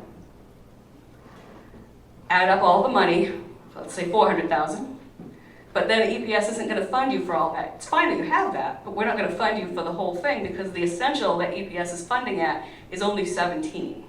So we're going to remove the whatever percentage is that you're over, but that EPS will fund from that amount that we calculated using all 20 of your actual staff members. And that's how the funding on page 1 works. Anybody have questions about that? Excellent. Now, I'm going to speed through some of these, and if you want me to stop, yell stop. Because there's some things I want to talk about this task force, the EPS task force that Joanne mentioned earlier. And I want to get into some of that. I've given you some information that I don't have slides for, so. Everybody know that you can go in and check staff in the NEO module. This is showing you how to do it, certification report. Basically, if you go in, there's a box below of the certification report that will calculate what the EPS staff is going to look like for you this coming year. And you should compare that to your 8279. So over here is what I was just talking about. For guidance, they have less, no, they have more, sorry. For librarians, this district has less than EPS is going to fund. As a result, EPS will increase the funding according to the average salary to get up to 2.68 staff members at that level, okay? So that's how you can compare. You can also go in and download the staff details to make sure that the staff are put in properly. Maybe you didn't put a bachelor's degree in for a teacher, so they're not showing up as EPS because you have to at least have a bachelor's degree. So the degree, years of experience, and information is so important for staff because of what we use in the EPS formula, the salary matrix that we use for the statewide. Financials, I'm really going to go through this. So if you have questions, again, yell or call later. These are what we need for financials from you. We need them now. They were due in August. You're going to say, my audit's not done. I know your audit's not done. Believe me, I know your audit's not done. And I appreciate what's going on with the audits around the state. Please just upload your Q4 financials that are reviewed and to the best of your knowledge. And if after the audit something needs to be corrected, we'll deal with it then. But we at least need the numbers now so we can do the calculation so you can start building your budget.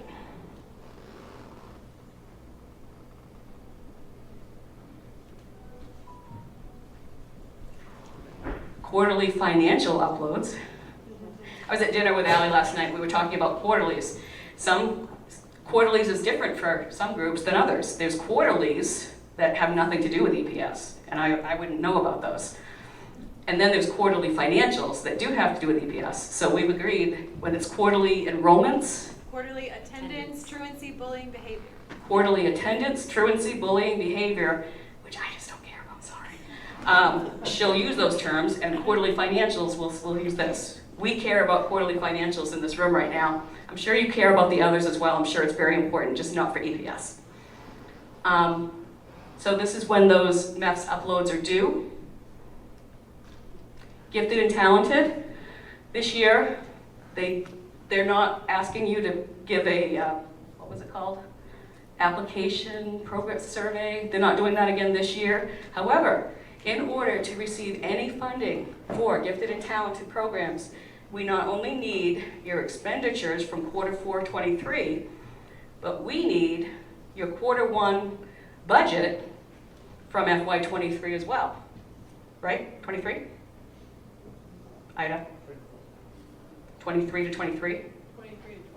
Right. We want you 24 now also, but if you didn't give us 23, you better give it to us now, because you're not going to get any money if there wasn't a budget in 23 to compare to the expenditures in 23. Okay? Want me to repeat that? It happens a lot. I don't want you to, I want you to get every bit of funding you're supposed to get, seriously.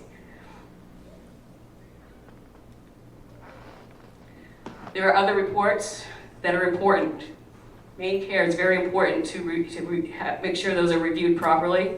The EFS 07, we're collecting that right now. There's lots of problems with that one too. Lots of problems. A lot of it has to do with coding. A lot of it has to do with understanding that the EFS 07 is supposed to be tuition and board only, no related services. Okay? But it's important. This is how we calculate your special ed out of district allocation. Yes? Sometimes they don't break out related services in outside relations. That kind of is a problem. It is a problem, and we would ask that you please reach out to your providers and ask for a breakout. Sorry, I don't mean to give you more work. Did I say that right, Ida? Yes. Please, Kira, okay. She's my expert there. Okay? Your budgets, we need those. Your audit, we won't talk about audits. Let's not go there. All right, just quickly, these are some things that go wrong, how much it costs in the allocation if these numbers are wrong. The one that I would point out the most is this $1 million error because of economic disadvantage counts that didn't get properly included before we had already calculated and allocated all the funds available. 1 or 2 or 3 wrong can mean a big difference. Gifted and talented, what I just told you. CTE, supplies, and square footage. Those are key factors in the CTE calculation. So very important that every aspect of the data collection is good. Pie. Who doesn't like pie? Here's why it's so important. The first thing we have to do before we can determine how much state funding anybody's going to get, as I mentioned earlier, is calculate the total cost of education for the entire state. Last year, FY24, we calculated that to be, according to the EPS formula, $2.5 billion. The state is covering 55% of the total cost, which leaves 45% to come from the locals. And that's where the distribution of how much can each local afford to pay comes in. So that was $1.1 billion dollars that the locals would have to come up with. So the mill rate is determined by saying, okay, how do we get 1.4 billion from all the towns? What's the mill rate we need based on the cost and all of their valuations that we have for this year? Valuations, those come from Maine Revenue Service. We had a great, at the EPS Ed Committee meeting last time, there was a great presentation from somebody from Maine Revenue Service explaining how that number is actually created. Because we don't do it, they give it to us, and that's what we use. But this is great information. Joanne, I believe, has mentioned that she's made all that available to you. One thing we have done to allow for the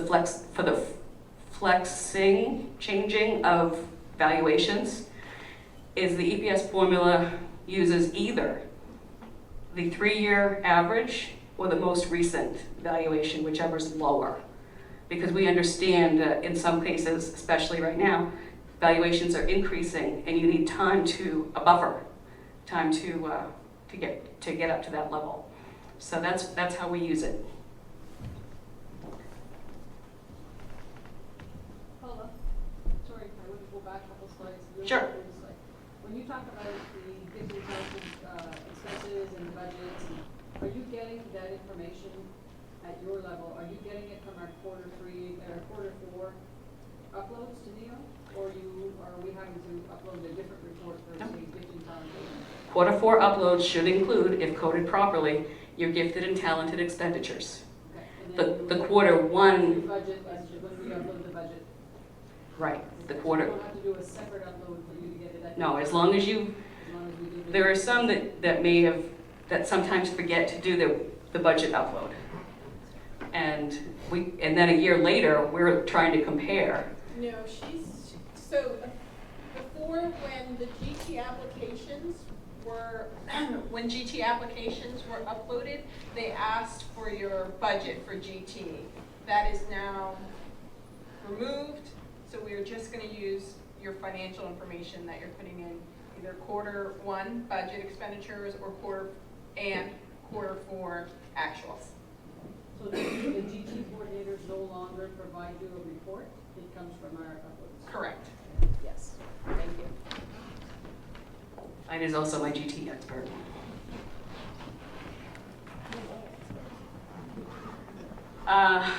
This is how you can access your 8279. It gets updated every month when a payment is made, as well as any time an adjustment is made. Important places to go. Help desk, my favorite people. Please utilize them. They are very helpful, I promise. And that's us, okay? Now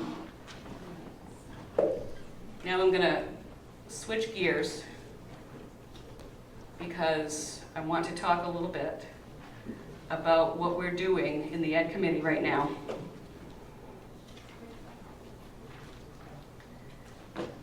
Last session, LD 1160 became a resolve asking the Ed Committee. No? Oh, I know. Sorry. Asking the Ed Committee, the DOE, excuse me, and Maine Education Policy Research Institute to work together. Here we are. And it's an emergency. Yeah, that's awesome. Directing the Department of Education to conduct a study on the equity of the state education subsidy formula. So this came out in June, July. Actually isn't enacted until October 25th. But we are instructed to provide monthly reports to the Ed Committee on all of those informations that we need to do in a very short period. So we're doing our best. We have had 2 meetings with the Ed Committee. One was on September 12th. One was on October 3rd. What we have done so far is instruct them on how things work, how EPS works, how funding works, how things are calculated, and the timing of those things. This sheet here that I've provided to you is one of the things that we provided to them, and it includes a step-by-step process of everything we do to determine the EPS calculations, starting with calculating the total cost, and then looking at ability to pay, and then determining state share and local required. And then we calculate minimum receiver. So you remember earlier I said we still need minimum receiver data? We really do, because all of it goes into the total cost before we determine the mill rate. And the mill rate is what actually is going to determine if you're a minimum receiver or not. And then the last step that the Ed Committee has been very interested in, and rightly so, is how much are locals adding in over and above EPS? What is the additional local? And so, this other sheet I gave you is where, for the FY23 year, we looked at all 266 school administrative units and the information that we were provided in their quarter four FY23 financials as well as budgets to look at basically the split of EPS funding, state share, local share, where it's going, and then how much additional local each subsection is actually contributing or adding into their budget for the cost of education locally, over and above EPS. So as you can see, we put these into 5 categories. We have a low receiver, which basically means they're getting 0 to 19, excuse me, I have sore throat. 0 to, dry throat actually, 0 to 19% of state share, okay? Then a medium low is 20 to 39% state share. Medium receiver, 40 to 59%. Medium high, 60 to 79. And high receiver is 80 plus. So if you remember how we're trying to distribute state funds so that those that need more get more. If you compare this, the green is much like those boxes. The green is the state share. We're giving less to those that don't need as much and more to those that need more. That's the point of the distribution. So this is showing the actual split according to these categories. And then the blue is the local required. The local required, I say required because in order to receive the state share, you are required to contribute the local share to education in your district. And then the yellow is what we know or what we were informed of as additional local for each category. So those that, basically looking at this, in my mind, it looks to me as if those that can afford to contribute more are.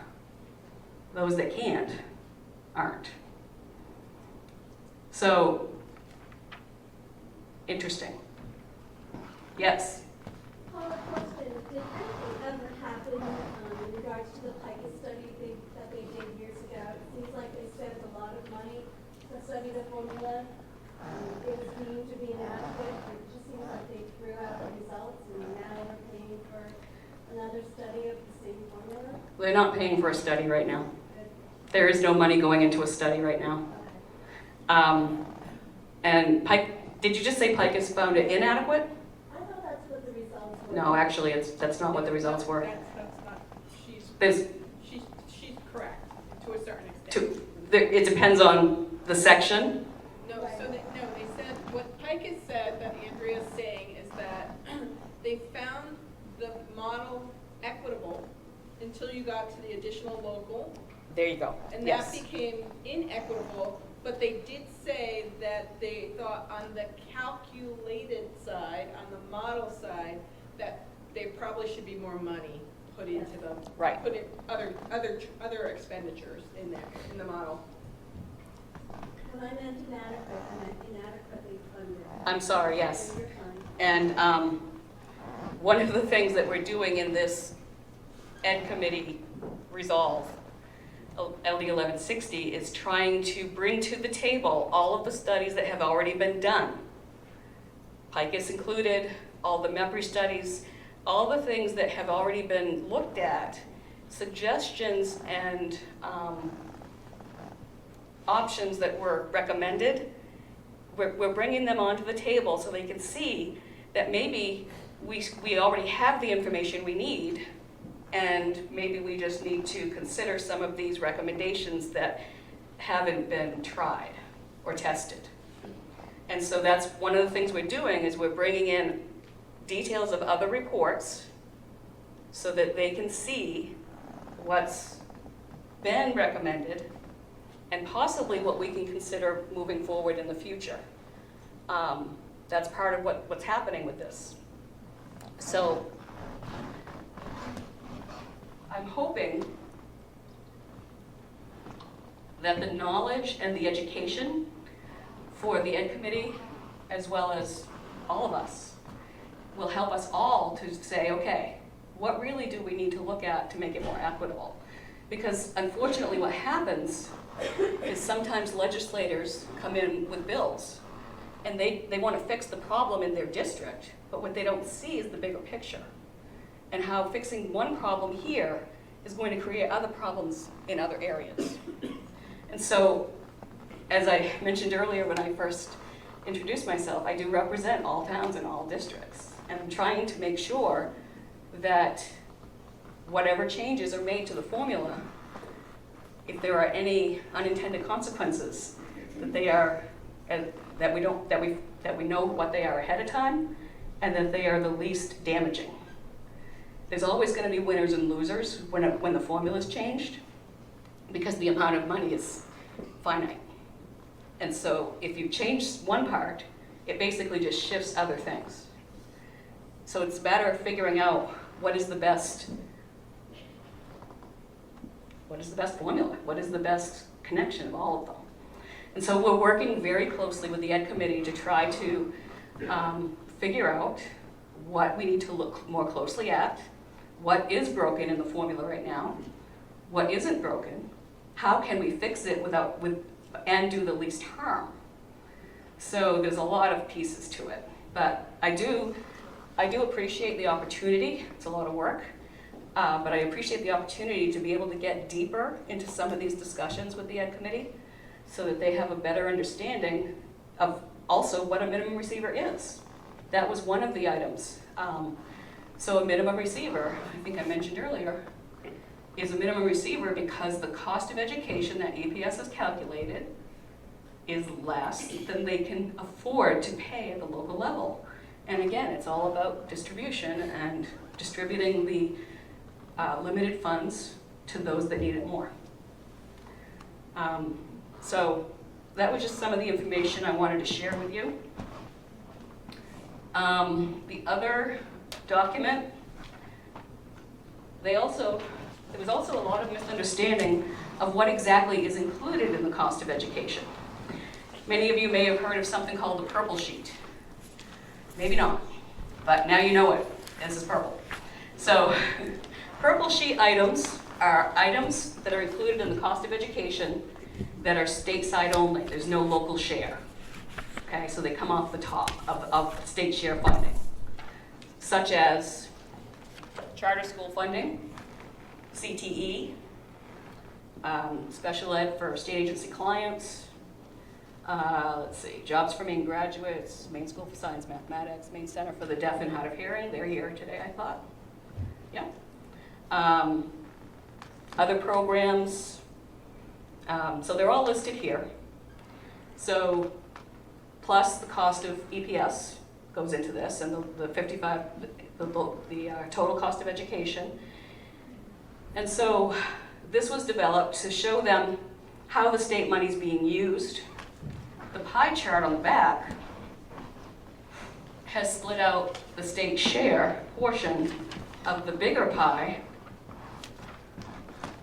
that splits out the total cost by state and local, and then the smaller pie, the green Pac-Man pie, I call it, is where the state funding is going and how much of each of all of the 1.4 billion and where that goes. Just to give a sense of how the money's being spent. Where is it going? And is this where the money should be going? Those are questions that I hope legislators will take into account. So I wanted you to be aware of that as well.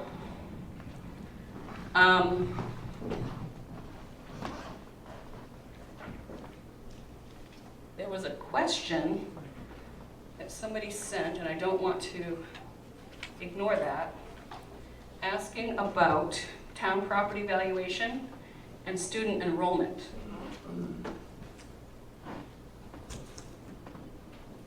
Nana's back. That means I'm not showing my screen. That's not good. Allie?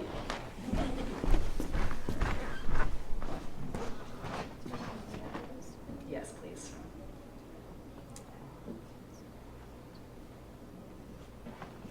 Fast. I try.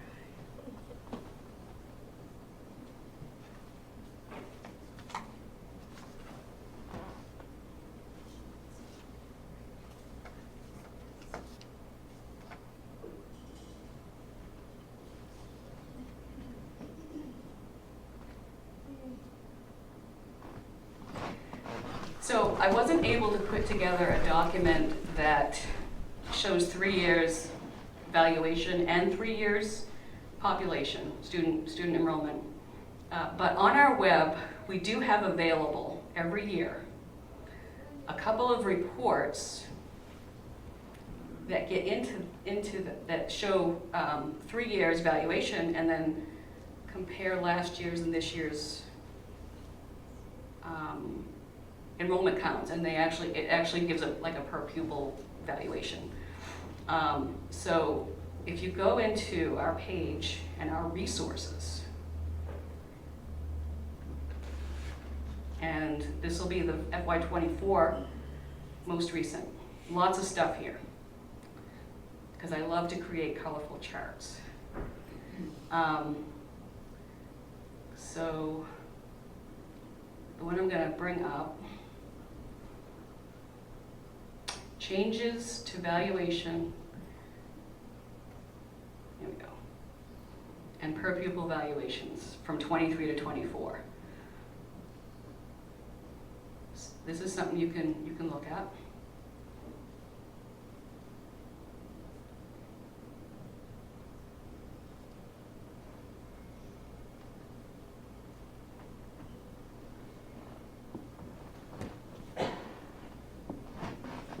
So what this provides is a way for you to compare the EPS valuation that we use in the EPS formula. This isn't necessarily the actual town valuation that we received. It could be the 3-year average, if that was less than the most recent. But then what we've done is we've given you your prior year valuation for each town, as well as the new year and what the change has been. As you can see, valuations are increasing.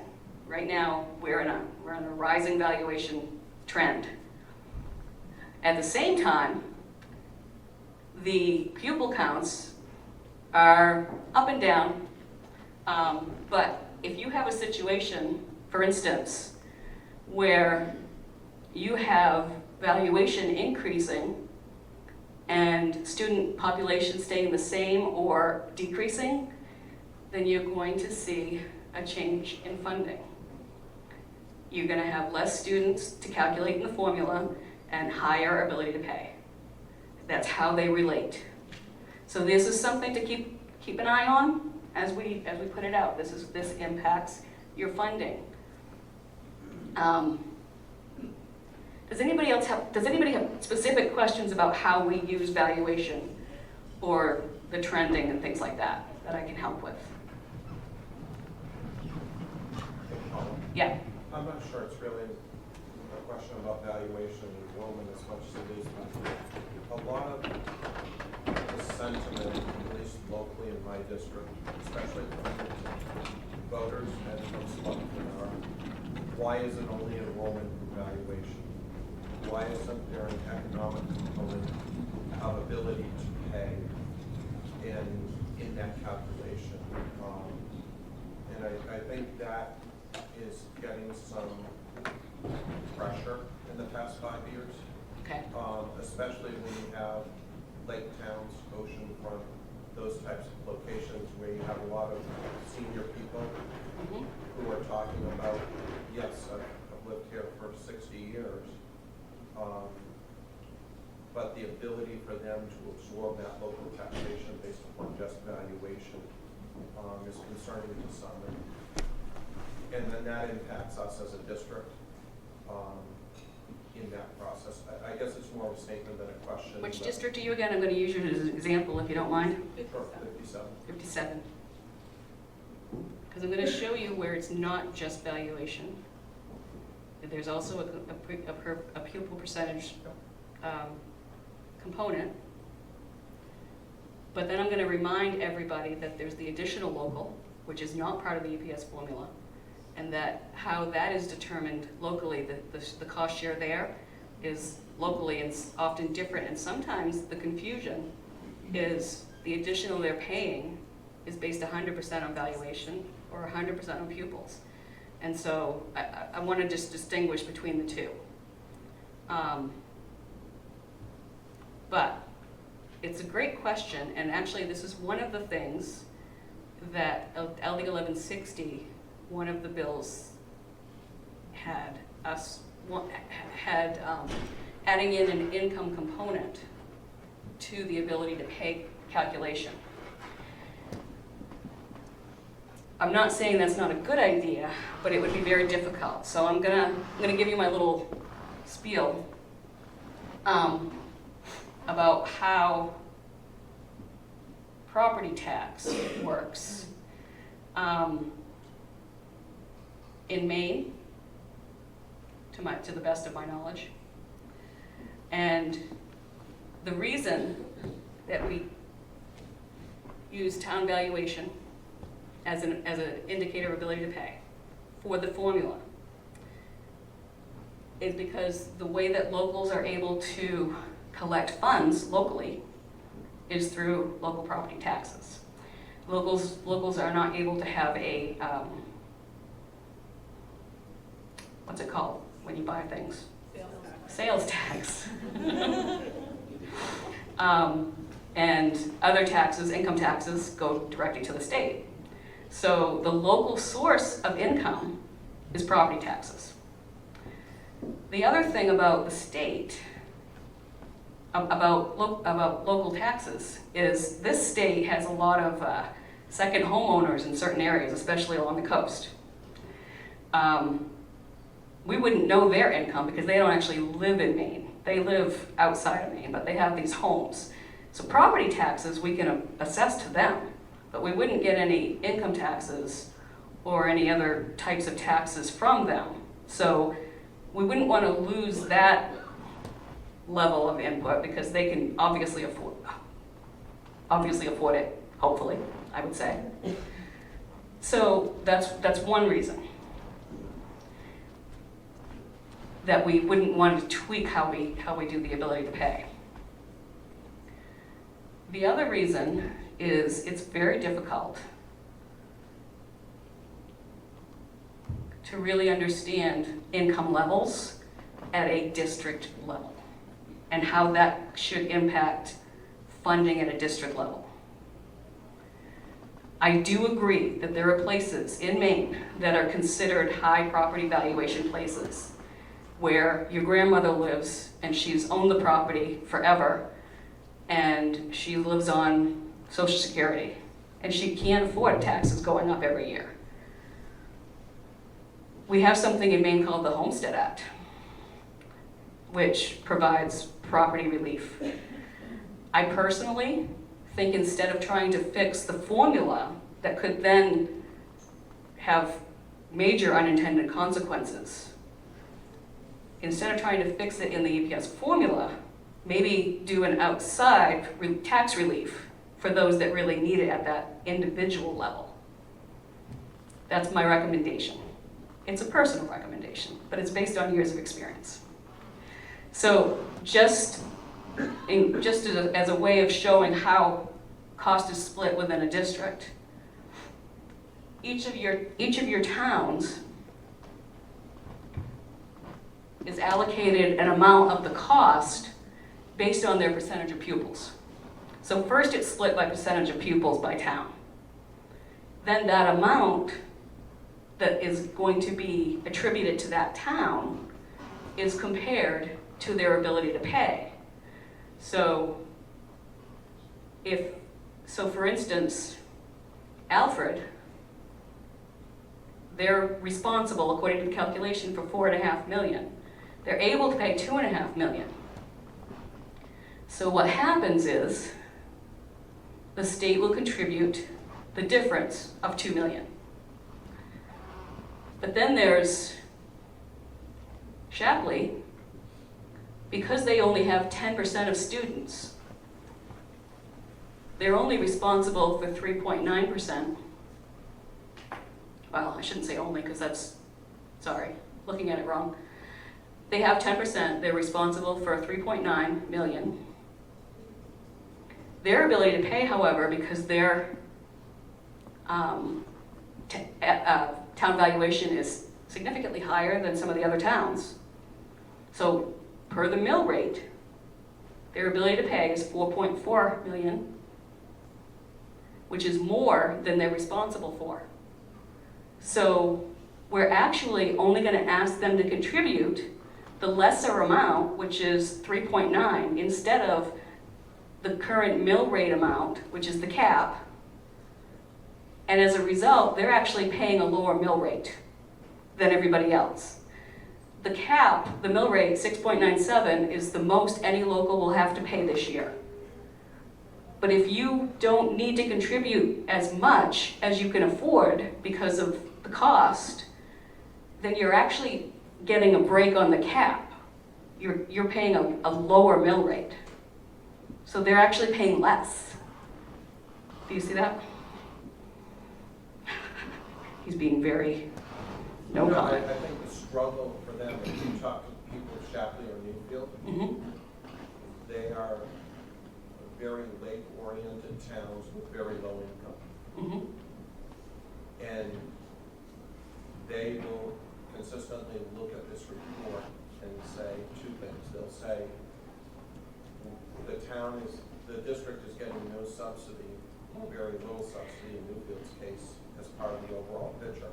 And we don't have an income source to pay more money towards taxes. And because the tax bill breaks out how much the school percentage is on their tax bill. And we're no different than most school districts. Our percentage of the taxes is 60, 65, 70% of the tax bill, Oh, yeah. which in rural Maine is Yeah, pretty education common. is always high on the list of the That's tax where bill. the pressure comes, at least in my district. That's where the pressure comes from the voters. Yeah. To say, the other part, I totally get the blue and the green boxes. I get the equity versus equality. That makes sense for me in my district. That 37.6 million at the top is the distance between that calculated amount and the cost.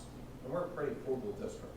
Oh, absolutely. The difference between that and the cost to actually operate our district over the past 10 years keeps getting wider and wider and wider and wider, which means that our over EPS every year gets bigger and bigger and bigger and bigger. Right. So right now, my budget's $48, $49 million. Yep. The total subsidy we get from the state is about a third of our total. 10 years ago, the amount we get from the state, and our economics haven't really changed, was 48%. Yeah. So in 10 years of our total budget, we've gone from 48% of our total budget to 33%. Yeah. And I think that's the struggle, when we say on the purple sheet, the total cost of education to determine the local share. In EPS, it'd be interesting to know statewide if all of those school districts' total budgets that we upload were expenditures in the audits were calculated. This purple sheet is 2.5 billion. It'd be interesting to know how much the total cost of expenditures were for all those districts last year. And what that difference is, because maybe it's just my district that's experiencing that difference between actual and the 37.6. But what I would say to that is I don't disagree that EPS is not covering all of the expenses that are needed. The other piece of that is it's not intended to. It's intended to cover essential, basic. However, I do agree. There are pieces of it that have not been updated and need to be properly updated in order to reflect actual expenditures in the field. So I don't disagree with you. I see that the cost that we're calculating could be better. We could be doing it better. And I promise you that that's what I'm trying to do in the research that we're doing and in the requests that I'm giving you for data, because without data, we can't know. So I am trying to look at that. Last year, it took some fighting. We were able to get the salary matrix updated to a minimum of 40,000, which is the state requirement now. That was huge. And I kept arguing, if we don't do this, we're not providing the correct allocation of funds because we're calculating it wrong. So we're trying, and we count on you. Again, I do believe we're partners to give us information so that we can make the best use of all of the funding. No, and I appreciate it. I think as the years go on, this didn't happen last year, the year before it didn't happen because of COVID. I think it's been happening over time, slowly but surely.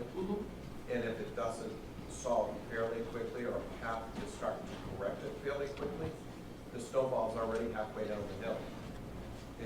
It's hard to then roll it back up the hill. And I totally get that it's not gonna cover all the expenses. It's just that gap is getting much bigger every single year. Yeah. And it's a struggle. It would be interesting on the purple sheet, I think, at least for me, to really know what the total cost of the audit reports is compared to the total cost per the state and local share. Because I think over time that will tell the story as whether we're keeping up or not. Yep. So I don't have any other specific things that I plan to speak about because my time is my time up. What are you saying? Oh, I'm happy to keep talking, don't get me wrong. Okay, while the food's being set up, I wanna, did I miss something that any of you want me to talk about? Yeah,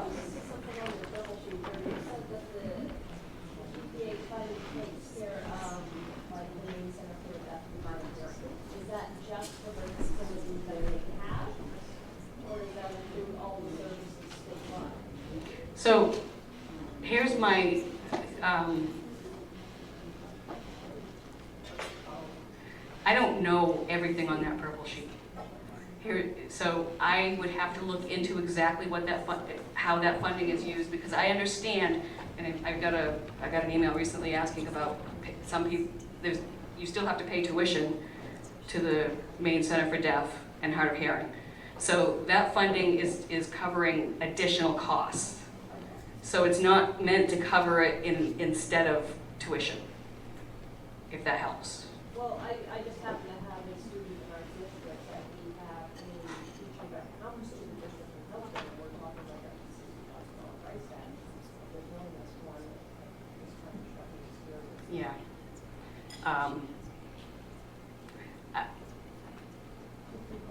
It's a great question, and my confession is I don't know all the details of those items. Many of the programs on there are overseen by others in the department. It's my job to make sure the money's in the budget for it and that it's properly accounted for, but I don't know a lot of the details. So, yeah, I don't have a better answer. Sorry. Yes? I'm going to come closer because I can't even hear you. There's talk of a new earned paid leave law. Do you know how that's going to affect us and how we should be budgeting, how people will be maybe contributing from their own paychecks? Do you know anything? No. Sorry, that one's outside of the area that we actually, unpaid leave law, that's not part of how we do the EPS calculations, so I'm sorry, I don't know. Yeah. Andrea? When you talked about the equity that you foresee, and you envisioned it being maybe fixed with the homestead exemption, do you see that portion being covered by the state or by the other taxpayers in each of the communities? Because the city has to raise, or the town has to raise, what it needs to raise. Well, I wasn't necessarily saying that to use the homestead exemption. I was thinking of something similar to it. And ultimately, I would hope the state would cover that because ultimately, you know. Yeah. I mean, if we can't get money from one place, it has to come from somebody, right? We have to have the money in order to operate and to run schools. We're already not getting enough money. We've determined that. So, you know, we're all taxpayers here. And we have to figure out how to best spread out the tax that we need for funding. It's a conundrum. It's not an easy question. But I do think that the struggle is real about property taxes and about how education keeps going up. And some of the people in some of those very wealthy towns are not wealthy themselves. But I don't think the answer is in the formula at the big level. I think the answer is going to be at the individual level. I'm not a tax expert, so I don't know what that is. But I would like to see people focusing there instead of trying to put something in here that I think is just gonna not really work very well. Unintended consequences. Yes? Can you, your slides and some of your visuals, is there any way that you can get links to those? This one especially, I think, is spectacular about showing how people spend their money.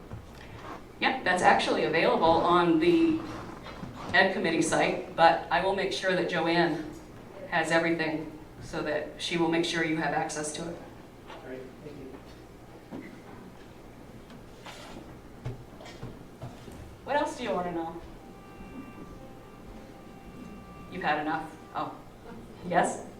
Do you know the last time that you looked at the student to staff ratio for positions such as nurses or guidance or social work?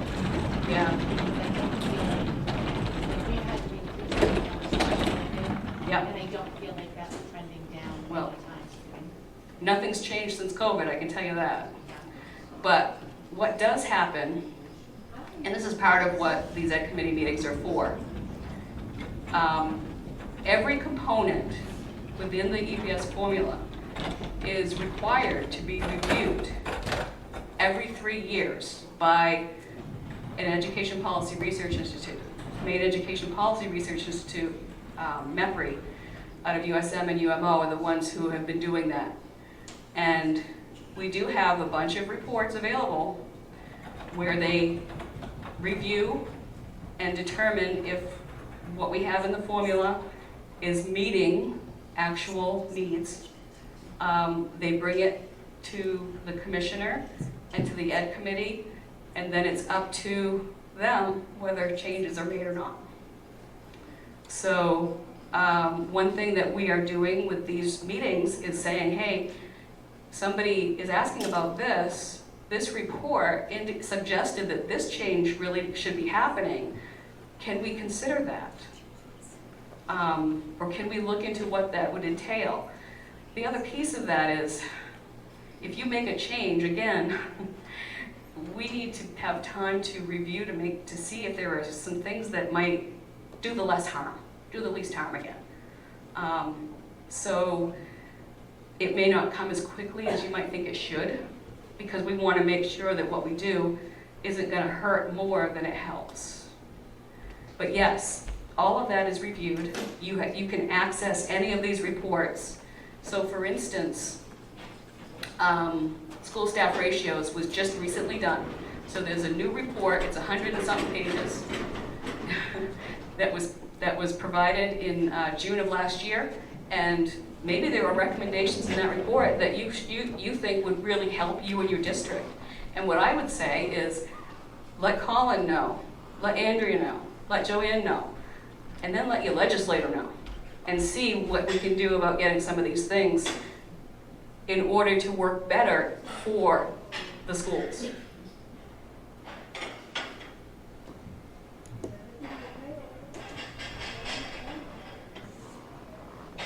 My watch says I should walk. Yes. You mentioned the salary matrix was updated. Will that be in the FY25? So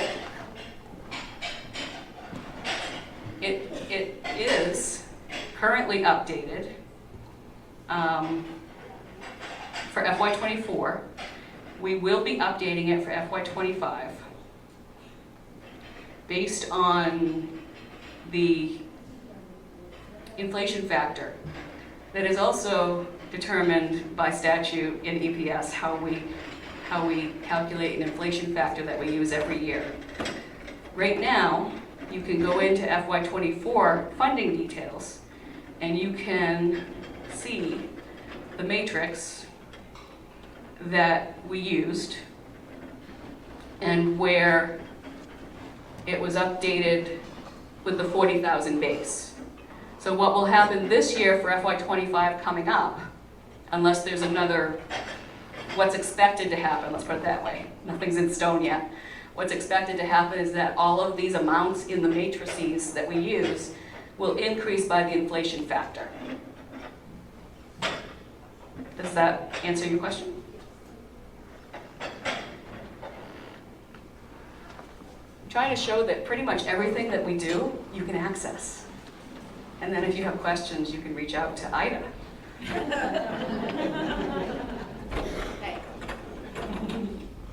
that's everything, right? Anything else, or have you had enough of me? I've had enough of me. All right. Thank you, Joanne. He just called me Joanne.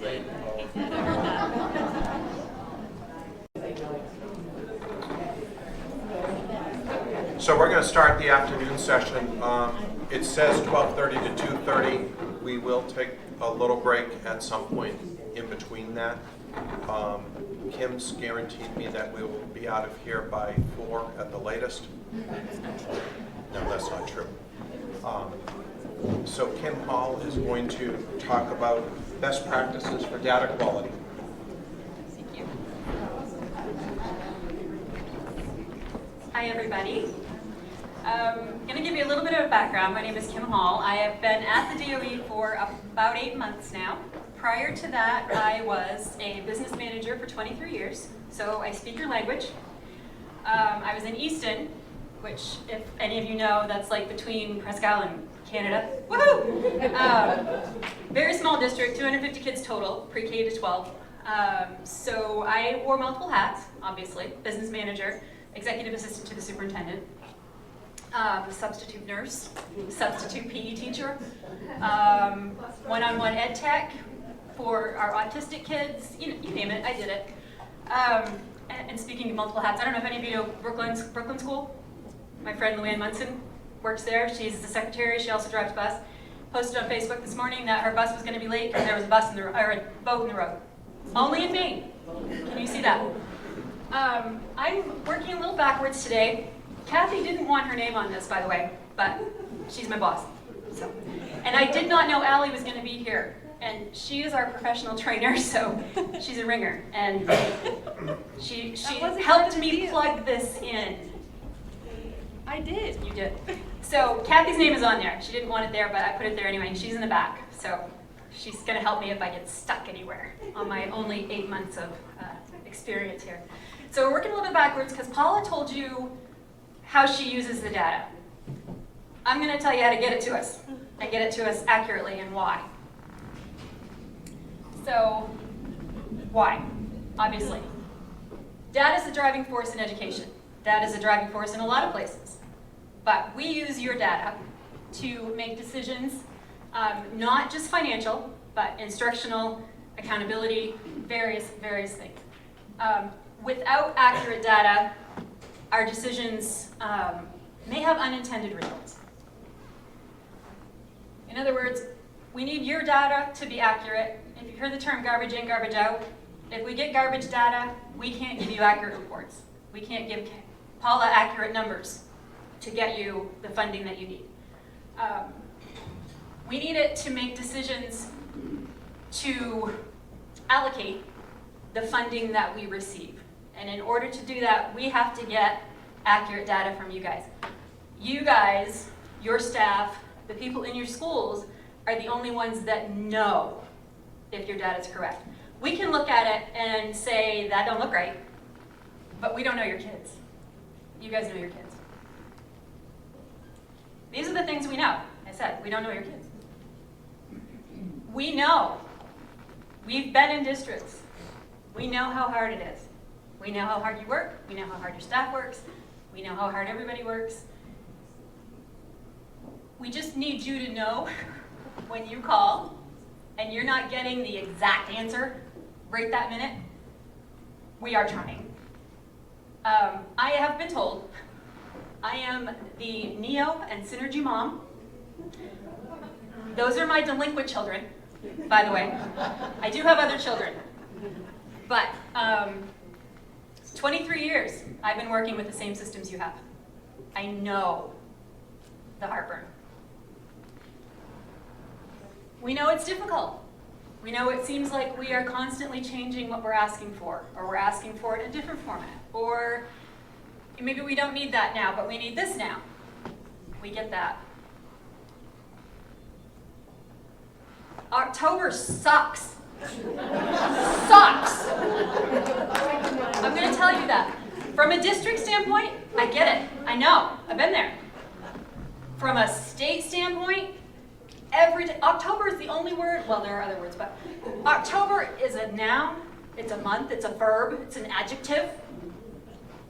Every time I hear October now, I want to cross myself. I'm not Catholic. I don't know if it's to request divine intervention or ward off evil. It could be either or both. Technology is never a problem, sense the sarcasm. We understand. I had several meetings this week canceled because the districts didn't have internet. My husband's a teacher. He didn't have internet. He didn't know what to do. He said I couldn't show my videos. Talk to them. Just tell them. These things are often true. Vendor software is not suited to the files you need to send to us. How often does your file throw errors? Why? Why? And the error codes are always obscure. I don't get it. Procedures and protocols, again, they change. Sometimes we tell you, sometimes we don't. Like to keep you guessing sometimes. Sometimes they like to keep us guessing. Documentation is a buzzword for me. One of my goals is to get things documented.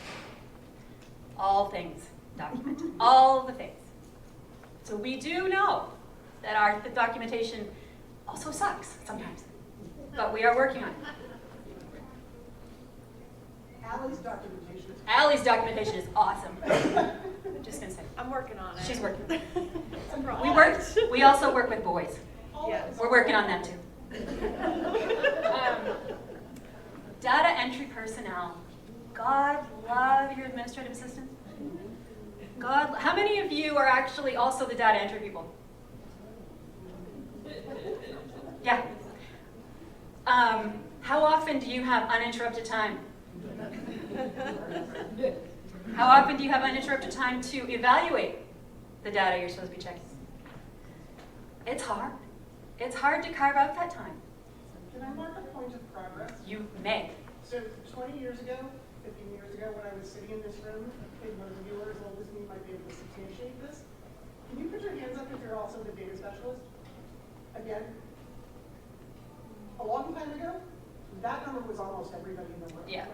So the fact that we have managed to get to a point of profession where we actually have business officials doing business and not business data food service transportation, et cetera, Yeah.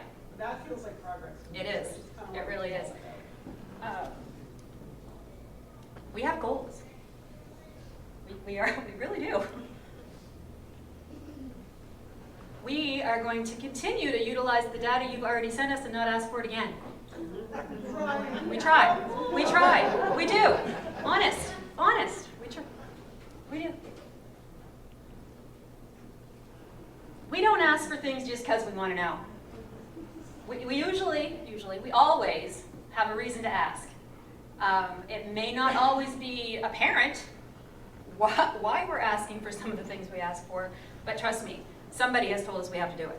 If you knew how many things people ask us for that we tell them and you don't tell us, and Yeah. we're not going to ask you for, We can't give you that, you don't give it to us.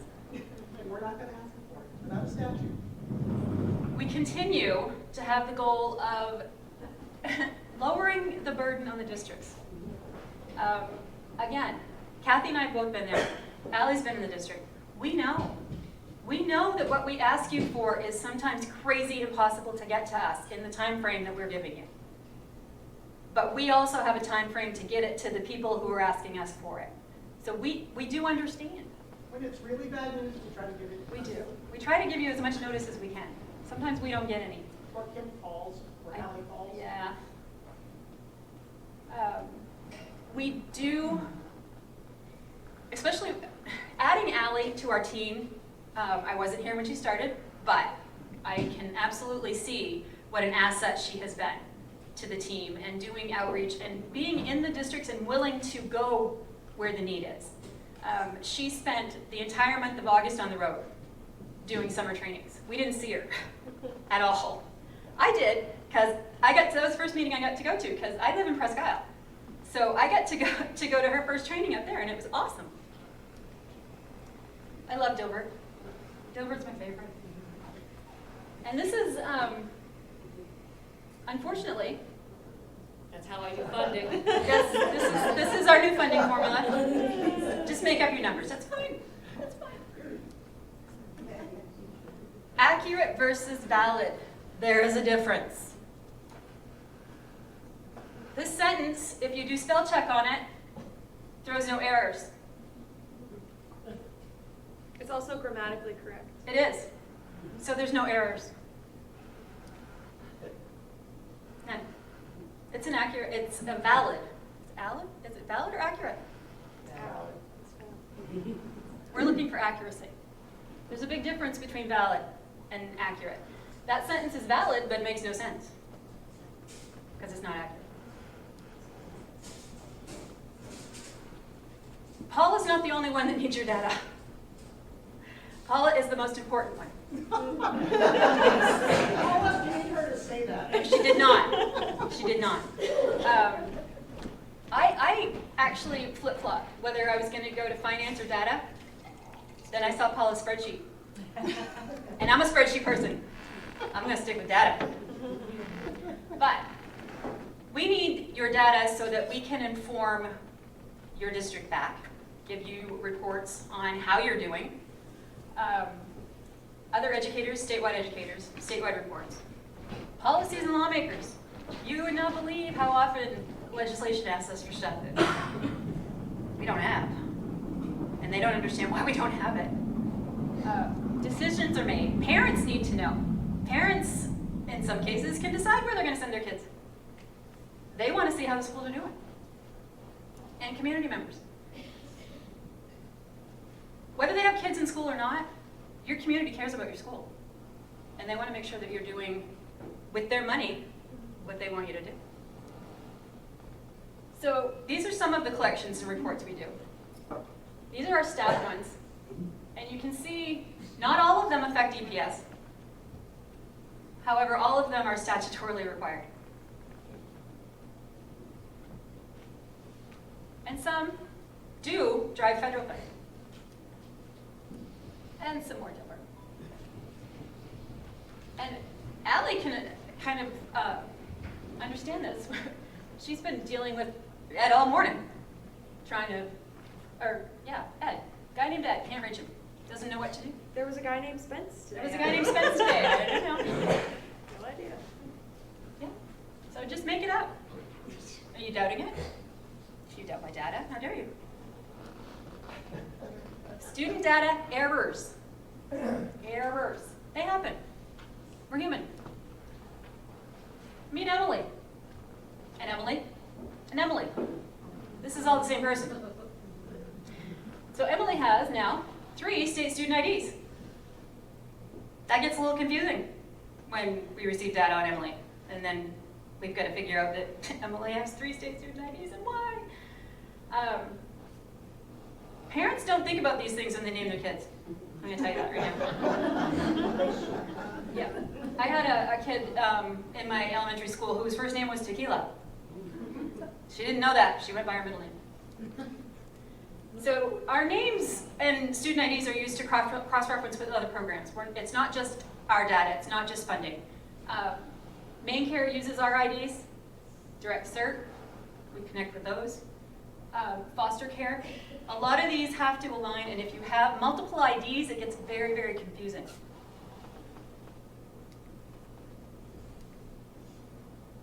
Can I say something else about IDs?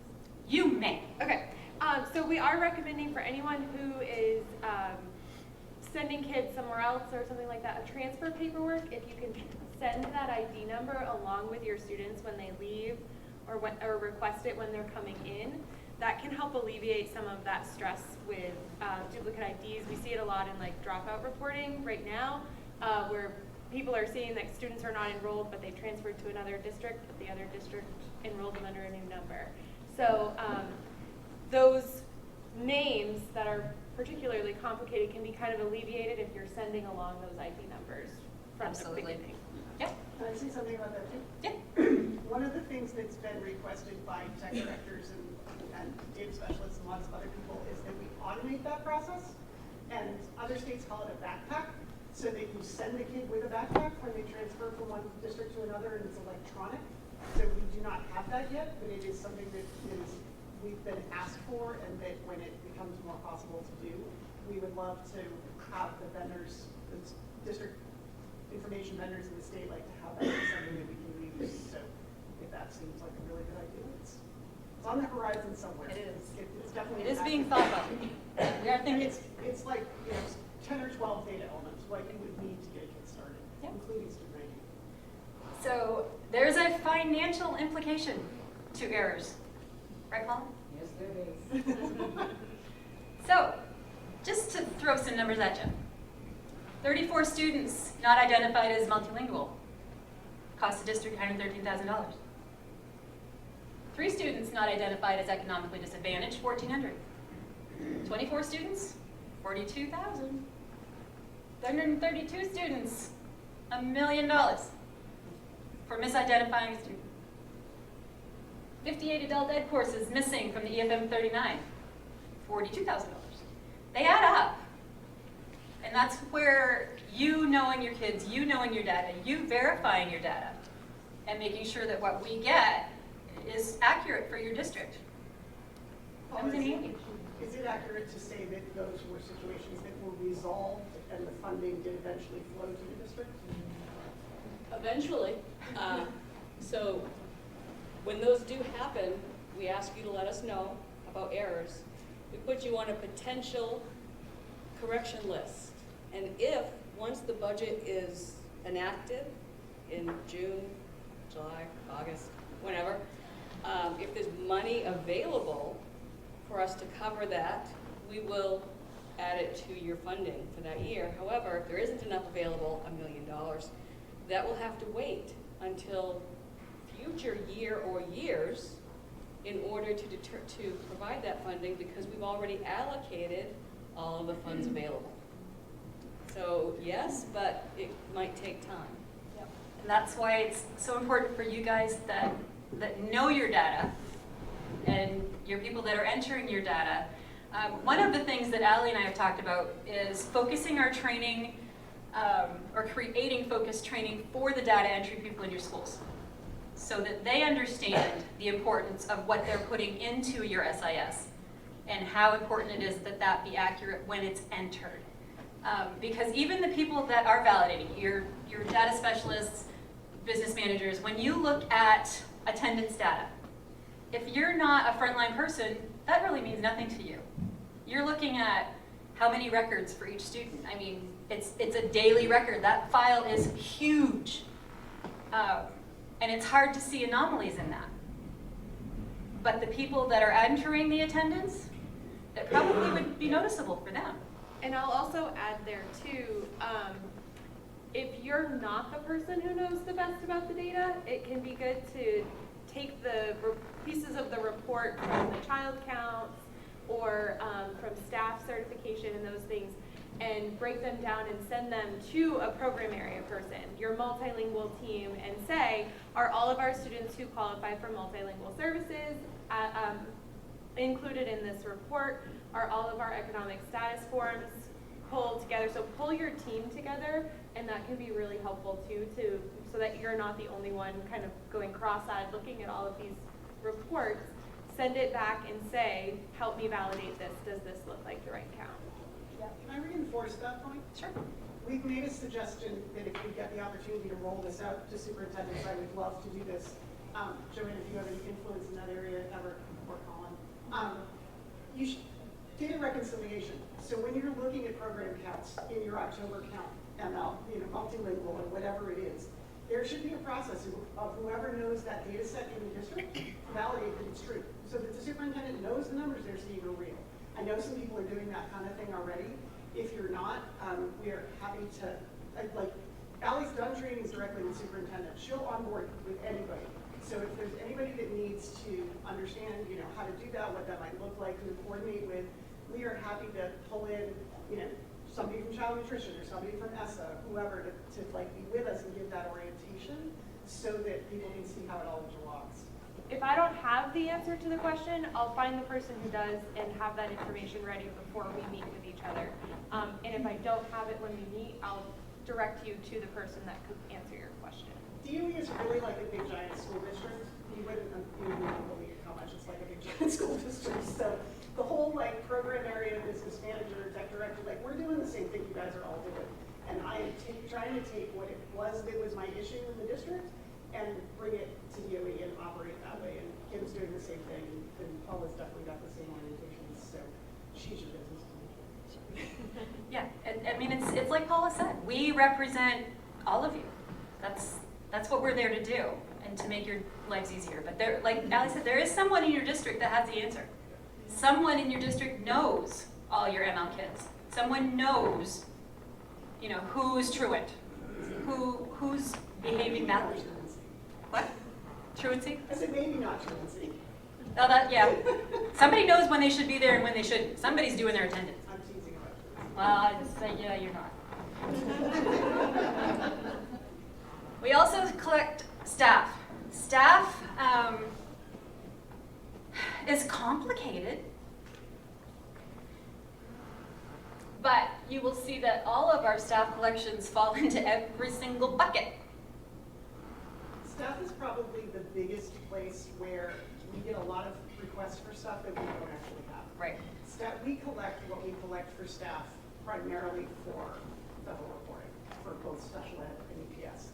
And there are a lot of questions being asked about recruitment and retention, about budgeted positions and open positions, not just filling positions and contracted positions. So that remains an ongoing discussion and an area of need.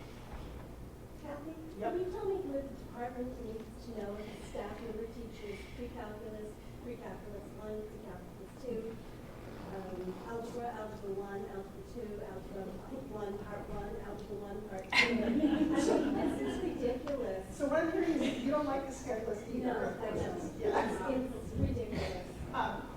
So one bit of encouragement I do have is that we did reduce the list from 1,761 down to just under 1,000 a couple years ago by removing the ones that nobody ever uses. So there, we do get occasional requests for it. It is not a big data set. One of the, no, it's not a big. You know what, I'm not sure I know the answer to why they actually originally started collecting it. It probably is. to certification. Yeah, but algebra is algebra, Oh, no. and I shouldn't need Yeah. the program of studies to determine what classes are. So the reason why it's that list is because that list is the federal standard. And so it gives us a standard, a national standard list to reference. I 100% don't disagree that it's too big. It was one of my pet peeves as well. I can tell you pre-COVID, there was an effort afoot in the instructional learning area at DOE to work with districts to standardize some semblance of course offerings on STEM. I don't actually know what happened to that during COVID. I've asked a couple of times, but COVID. So there's definitely room for improvement in that process, or at least using the data. I will offer up a couple of things.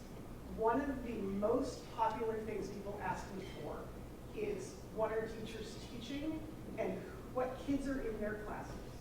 We we do not collect schedules, we don't collect them for teachers, we don't collect them for kids. God is my witness, I hope we never do, because it's a massive integration. So we would have, it would need to be a statutory decision if that happened, like it wouldn't be anything that would happen impulsively. That said, we have the certification issue and best alignment of that. And there is also an effort afoot to modernize our staff data collection.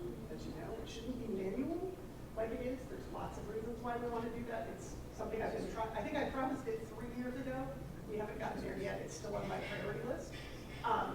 When we do that, we will be looking at all of those things, and you guys will be invited in focus groups and stuff to be part of that process.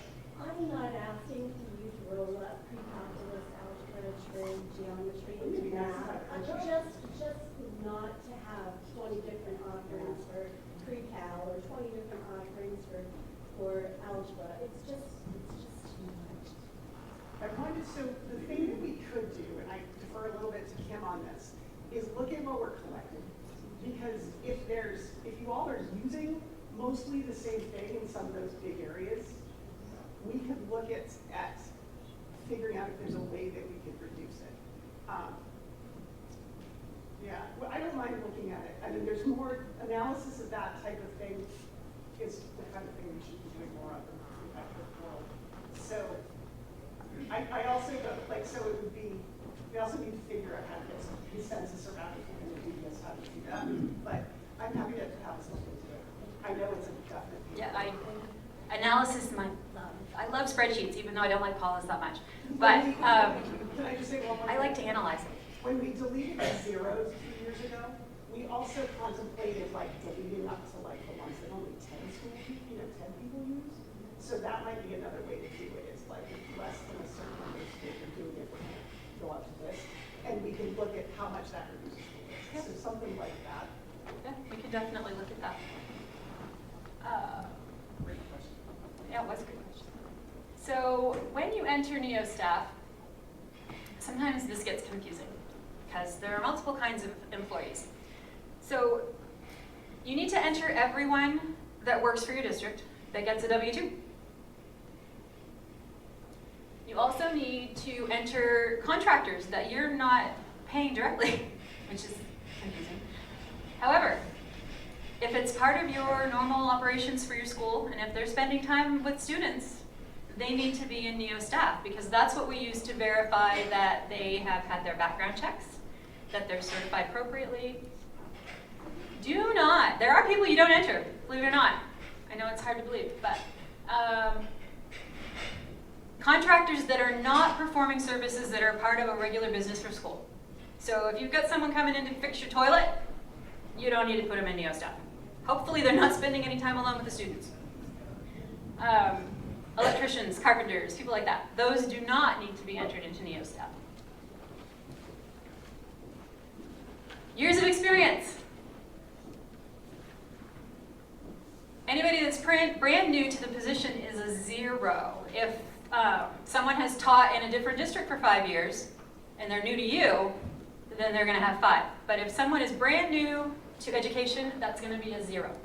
And if they change position? If they're brand new to that position, it's going to be a 0. Previous experience in the same position, regardless of where, is going to be entered, yes. I didn't see adult ed staff on your do not enter in NEO. So I just want to clarify that. Adult ed is not added into staff. That will be added to my slide. They're Oh, teaching good. adults. I'm new. They're I just teaching wanna make adults. sure. They're not Okay. teaching the population of students who are, yeah. So. I didn't know that. I'm sorry. There was no adult ed at my district. I haven't even heard one first line show, so. They're not technically involved. Yeah, they both looked at it. They didn't catch it. Paula yells at me about that constantly, so I should have remembered that one. You say adult ed is not part of this. CTE actually has 2 experience fields. Experience in the position that they're hired for, and also work experience they have in the field, especially if they're teaching like construction, if they have experience in the field as a contractor.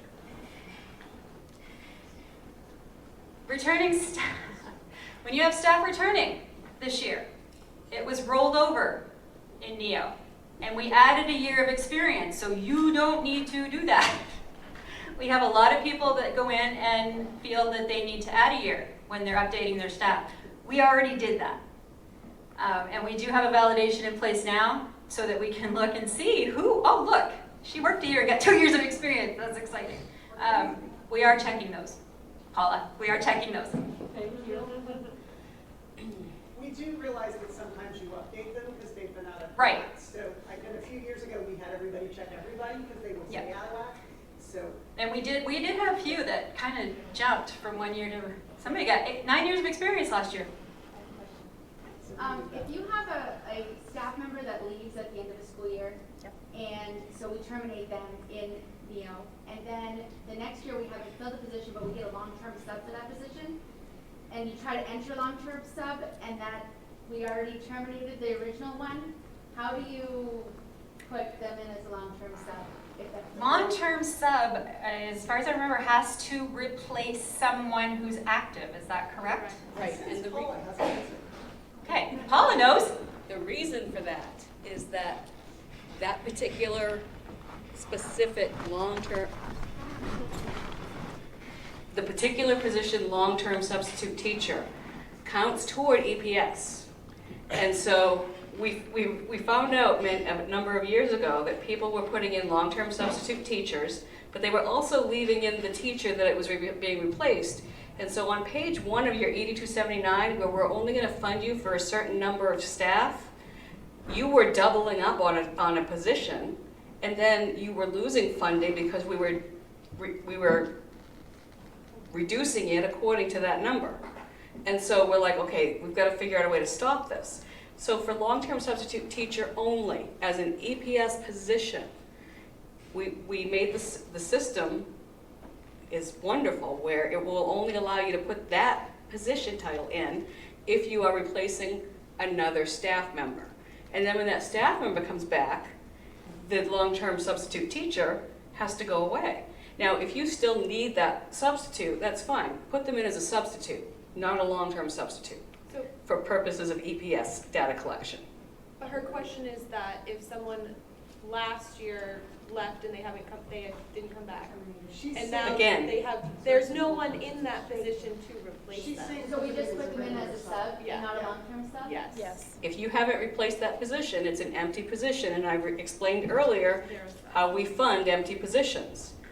So if your person isn't going to fill that position, yeah, put them in as a substitute. Can I ask a question about that? No. yes. I'm taller than her. So that means you're going to have a 1 FTE substitute. And it's not going to be a long-term sub, which wouldn't be weird to be a 1 FTE. But do people have fully employed subs that you just deploy around the district? Yes. So that's not weird. No, yes. So you don't need to know, Paula, the difference between those two things? No. Okay. She went through the formula earlier. Weren't you paying attention? She wasn't paying attention. Just making sure. Yes? Me or her? If we have someone long-term subbing for a staff member who's gonna come back, wouldn't it make more sense to just leave that staff member in? Wouldn't we be shooting ourselves in the foot to take out a higher paid staff member and put in a long-term sub?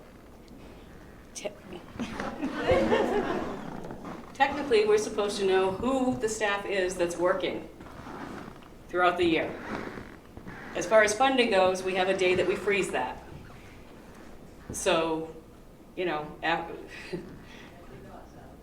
we freeze the day, you know, I don't care what you do with your staff, but everybody else does. There's other reasons, apparently, besides EPS, for collection of staff data. And those are to ensure that people have had their criminal records checked, that they're supposed to be where they are, that we know who's teaching who. Things beyond my understanding. So, an example of a question that we might get is people would want to know how many long-term subs we have in the district as a way to look at other positions. You know, areas that you guys are struggling to fill. And so if you don't have that person in there as a long-term sub, I can't use the data that way. So just pointing out to me, that's a big flaw that needs to be looked at some point. We want to do what we're supposed to do, and not have to do a workaround and not hurt ourselves. Are you saying people aren't entering their long-term subs? I don't know what people do. We're supposed to take the top of the scale teacher out, because they went out on September 15th, and put the long-term sub in there.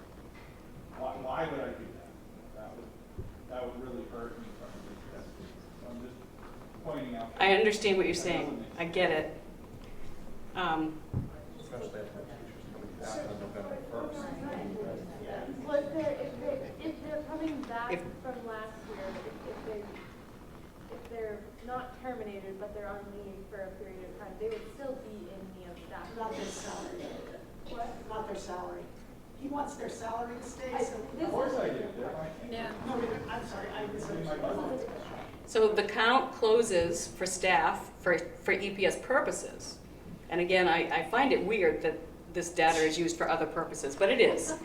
But for EPS purposes, we close the staff data collection on November 15th. Yes, November 15th. It's due the 30th. It's due October 30th. We're closing it and freezing it on November 15th so that we have time to do what we need to calculate. So as long as you've got everything up to date with the correct staff person for funding purposes, by the time we close your staff data on November 15th, Can I be really clear before she says that number, that date one more time? please. We are going to do outreach to you, expecting that we have you have certified staff data on 10/30. The 2 weeks between 10/30 and 11/15 are for us to make sure that she's happy. So every time she says 11:15, that's my deadline. I'd like you all to hear 10:30. it's because I care. You could Sorry. just stop saying 11:15. That would be 10:30. I'm gonna stop saying 11:15. 10:30 is the last day to fix your staff data for EPS purposes. knowing that if you have an emergency, we're all really nice people. You can call Kathy. Yes. So let's go back to her question. So we had 2 people that left the end of June, retired, but we never filled those, we couldn't fill those positions. We can't put in the long-term sub this year, so they're in as regular sub. That wouldn't tell you who. Right. And so what I'm gonna, if somebody asks me for long-term subs so they can look at who's teaching what that is in long-term sub things, I'm gonna tell them it can be both. You know, like that's a perfect example of, you can't really use the data for that. That's not why we're collecting it. It's not perfect. So, yeah. And again, the funding will be at the level that EPS is going to fund at. Whether your counts of FTEs is below that amount or above that amount. It's gonna be equalized. Yes? What about a staff member that's in the distinguished educator program, they're still going for our payroll or? You put them in the same, I believe, it doesn't count to it, that's not an EPS position. There is a, give me a call. That's an Alice. It's complex. I have to review it myself, so just give me a call. And I had someone email me about it this morning too. Allie, did you leave a stack of cards on Joanne's table? She has a QR code. I have a QR code that anybody can scan in my contact Just, information Allie, right in your phone. So. Allie, just send your phone around. Yeah, I should. So FTE and salary. This gets confusing. Kathy had me analyze some high salary anomalies from last year's data. And sometimes you have people with multiple positions. Go figure. I had multiple positions. I was part-time executive assistant, part-time business manager.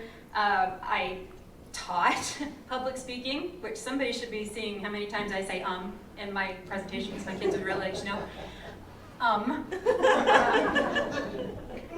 So my FTE was split. Sometimes people get entered in multiple positions in one district as an FTE in each one. So we can't do that. You can't have more than one FTE, apparently. There's rules about that. Not if it's EPS. Not if it's EPS, no. For instance, Jill's a new teacher. Jill makes $40,000.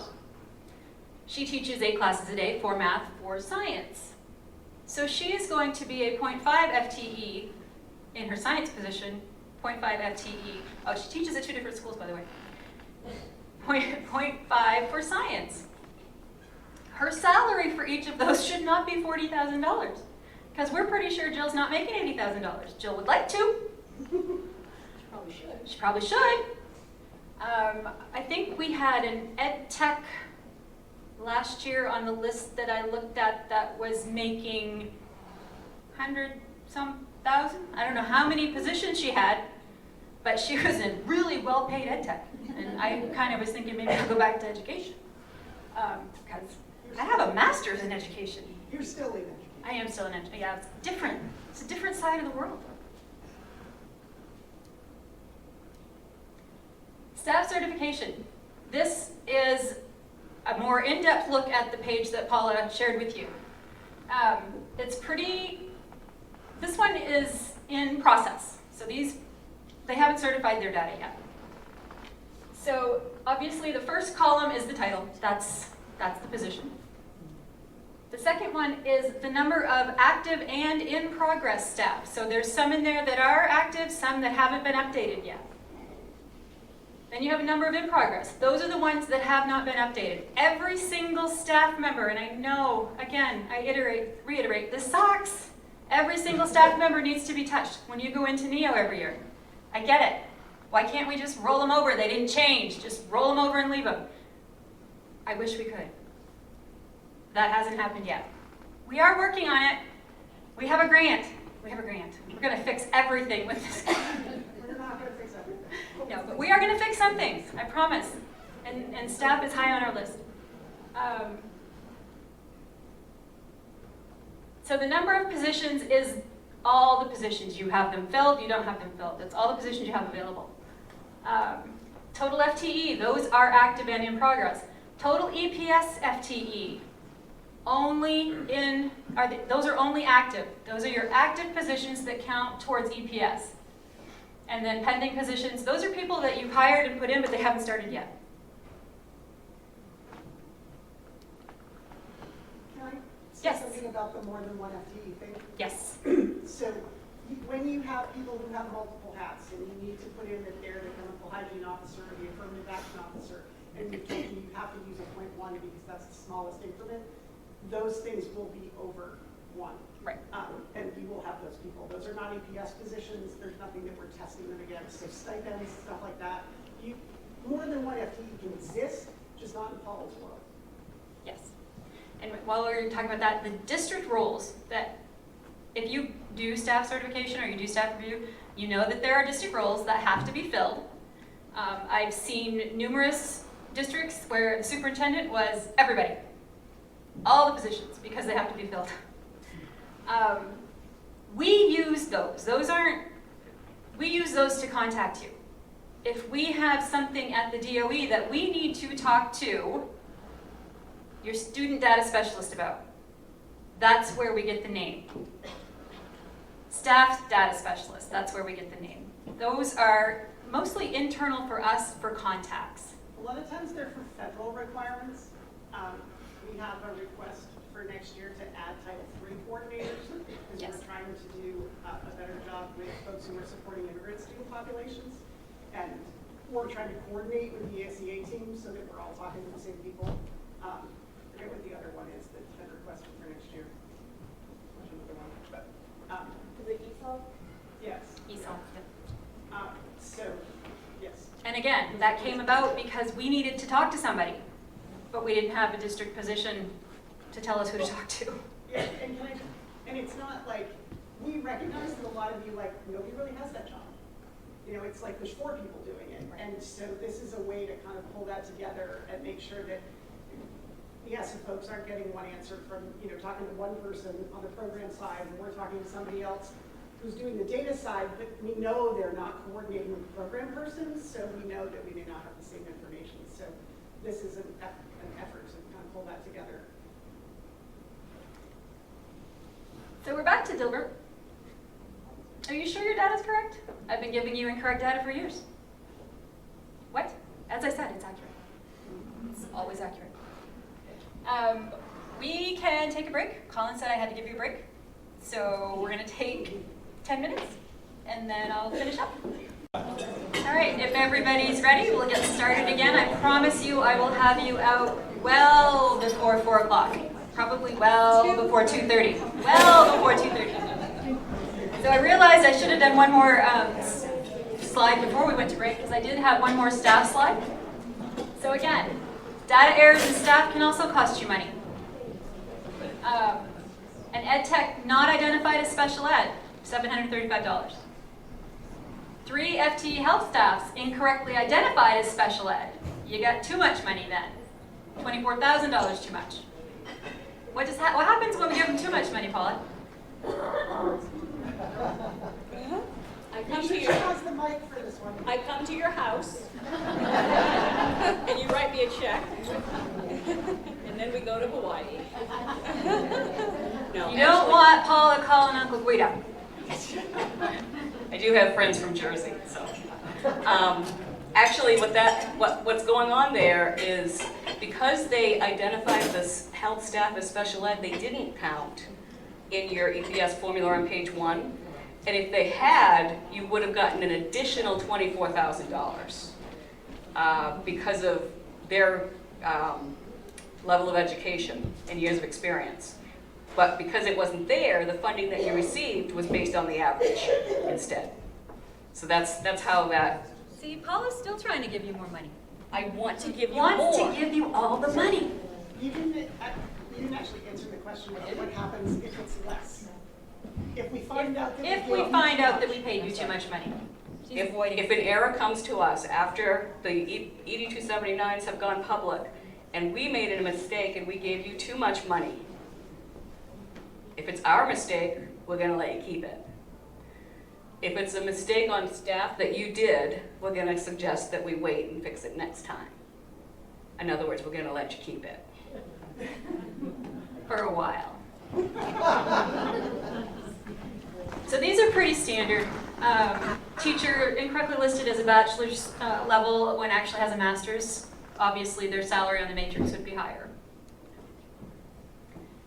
Where does the data matter? Everywhere. Paula already went over this. We'll go over it again, and I'm not going to say November 15th at all. You just did. I'm not ever going to say it again. Data team needs to have received your information, completed, validated by October 30th. We will check it for you. If we find anything that we are pretty sure is wrong, we will let you know. Not instead of you, but for you. For you, yeah. In addition to you. We need this, along with other things, but primarily, Paula wants it for EPS, which is the only thing that matters, ever. Yeah. So, I think we can do this in Okay. and I asked the staff data person about years of experience and education in NEO, and it was reported correctly. Mm-hmm. There may be some changes because it has not been. If it's a valid change, we will. That's fine. We're looking for overall. Why did this change? If it's something we question, we'll ask you. Okay, because I mean, she made. Yeah. No, we understand that. A lot of times, you have a new person and they're looking and saying, "Why doesn't this person have this number of years when they've?" Yeah. No, we get that. If you give Kim a heads up that you recalibrated, Yeah.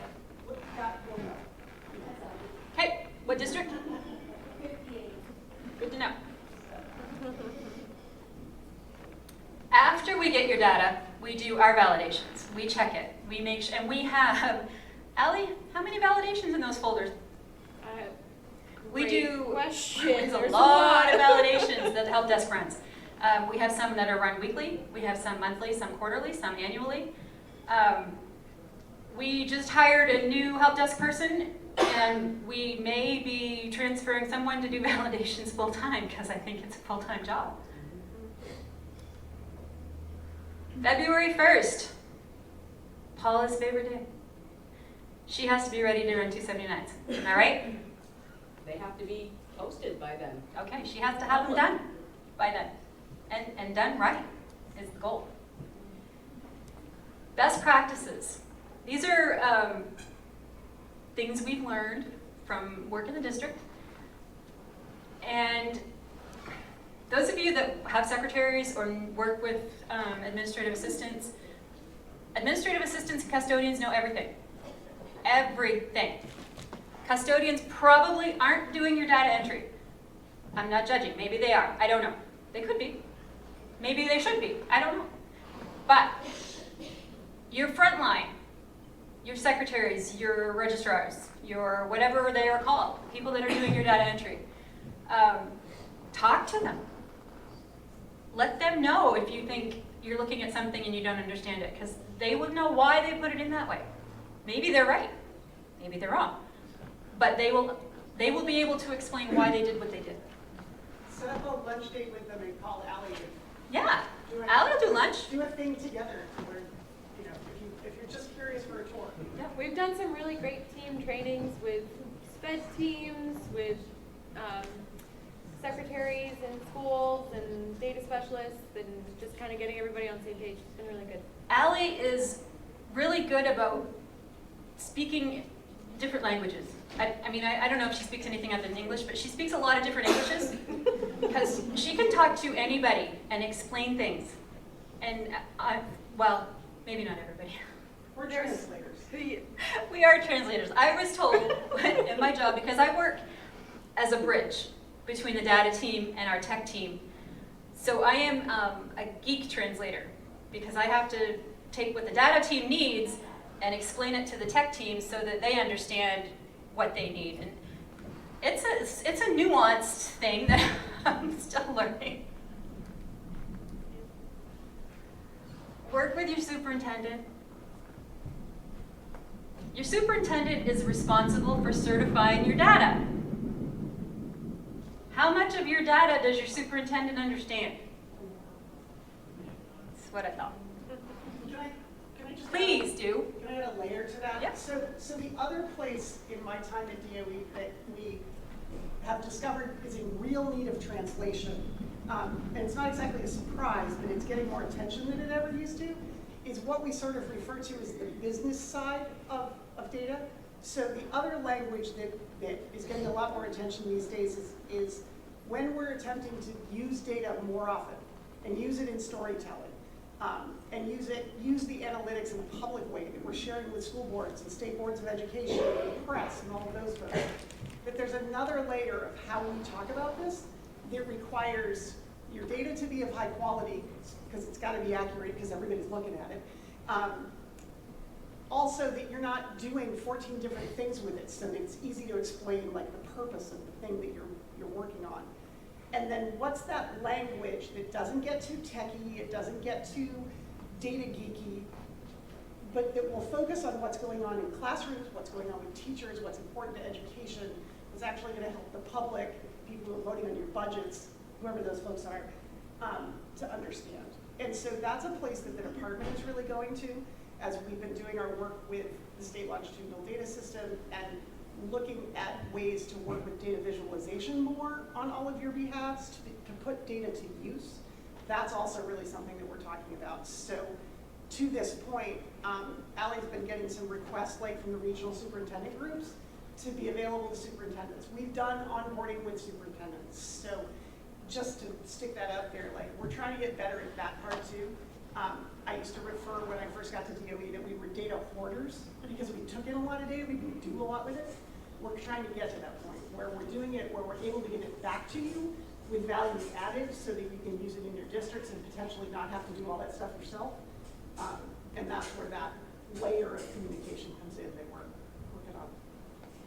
To add to that, you need to develop a relationship with your tech coordinators, with your data specialists. You need to be able to understand the data that's going in so that you can understand what is coming back to you financially. Another buzzword that we are going to tackle with this magic grant that we're getting is data literacy.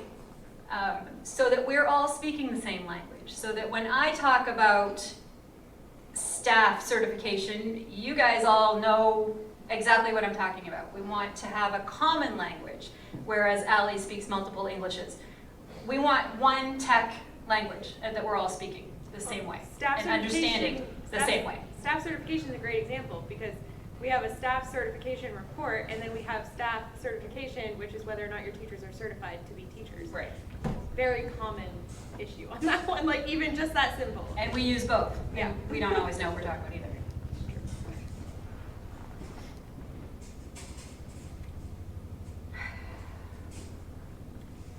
Synergy. My top delinquent child of the day. Do you guys all know what synergy is? For those of you who are not basically know how you're interacting with it? All of your data goes into Synergy, well, most of your data, and then it goes All to your Neo. student Student data. Student data. Only student. Student data. Go, Allie. I have a beautiful illustration of how the data flows. So you have your local system, which may be Power School, Infinite Campus, Web to School, something like that. That's where your teachers are recording daily attendance. That's where all of the demographic information of your students is coming in. That data somehow gets pulled, and it could be a button that's being pushed. It could be a tech director. It could be a data specialist, whoever it may be. It may be you. That's pulling a report from that local system, uploading it into Synergy. Everything in Synergy has an hourly ETL that runs up to Neo, where you're seeing it in those student report sections. And then everything in there, that's where it gets certified, that's where we report out from, those types of things. Staff is different. You have a local HR system, something like that. It's not connected to our system. You have to manually enter all the data into Neo. That generates Neo reports for staff. That's where it kind of comes up, and then we can report on it. So. And I just want you to know, she reviewed this, and she could have put that slide in there. I don't think of these things. Sometimes you have multiple schools in a district, and each school does know they own their data, they know their data. But having each individual school upload separately into Synergy, the data from your SIS can be inconsistent.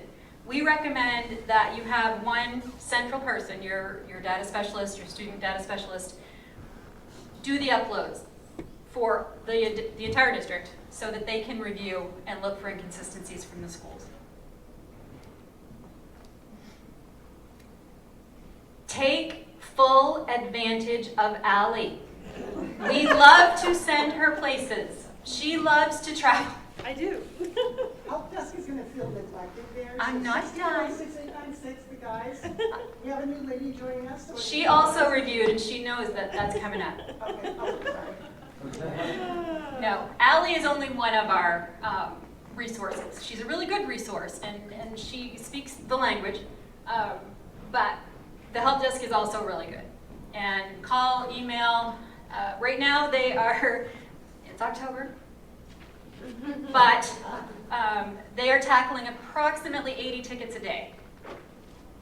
And the tickets vary on severity and complication, and some take longer than others, but they really are working to get back to you as soon as they can. Can I clarify something on that note? I just remembered it. Student data is not due, October 1 student counts are not due until the 30th. For anyone who is concerned about that, they are not due until the 30th. You can't certify, the reports can't be certified until the 16th, so that period hasn't even opened for certification yet. The report is due on the 30th. On Monday, though, certify everything. No. Make sure it's right. Yes. Make sure it's accurate, and then certify it. I was gonna say, it's been open since October 1st Yes. for you to look at. It's in a review period currently. Yes. October 1 to October 15th is a review period to make sure everything looks good because this report impacts other districts if you're sending students to other places. So this is a review period. Certification opens on the 16th. You can start to certify then. If it's right. Yes. Only if it's right. Special education directors have to certify first, and then superintendents can certify the bottom section. You do that on purpose so people don't press certified impulsively. Right. As well. Just remembered something important I want to say too about student enrollment. If you're in a district or a school unit that does not operate a secondary school and you allow school choice, so your students attend possibly one of the private approved private schools for public tuition purposes. One of the things that you may not think about checking are the enrollments that the private school is submitting on your behalf to make sure that they are accurate and correct. So that's something I just kind of wanted to add in there, and I'd love Ally to make note of that. It's your out-of-district placement report. Out-of-district placement report. There's an app for that. It's the bottom one on the list of reports that go with October 1. Resident district has that information. That's the one I'm thinking of. They're kind of the same. Yeah. Resident district is all the kids that live in your area that your taxpayers are responsible for educating, and it shows where they're going. And we created it because y'all asked for it for that purpose.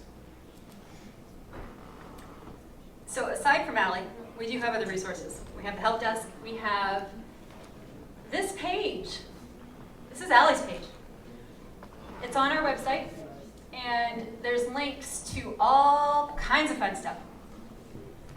The only thing you won't find on that page is Synergy resources. Those are on a private playlist. If you need access to it, please email the help desk and they will give you access to the playlist.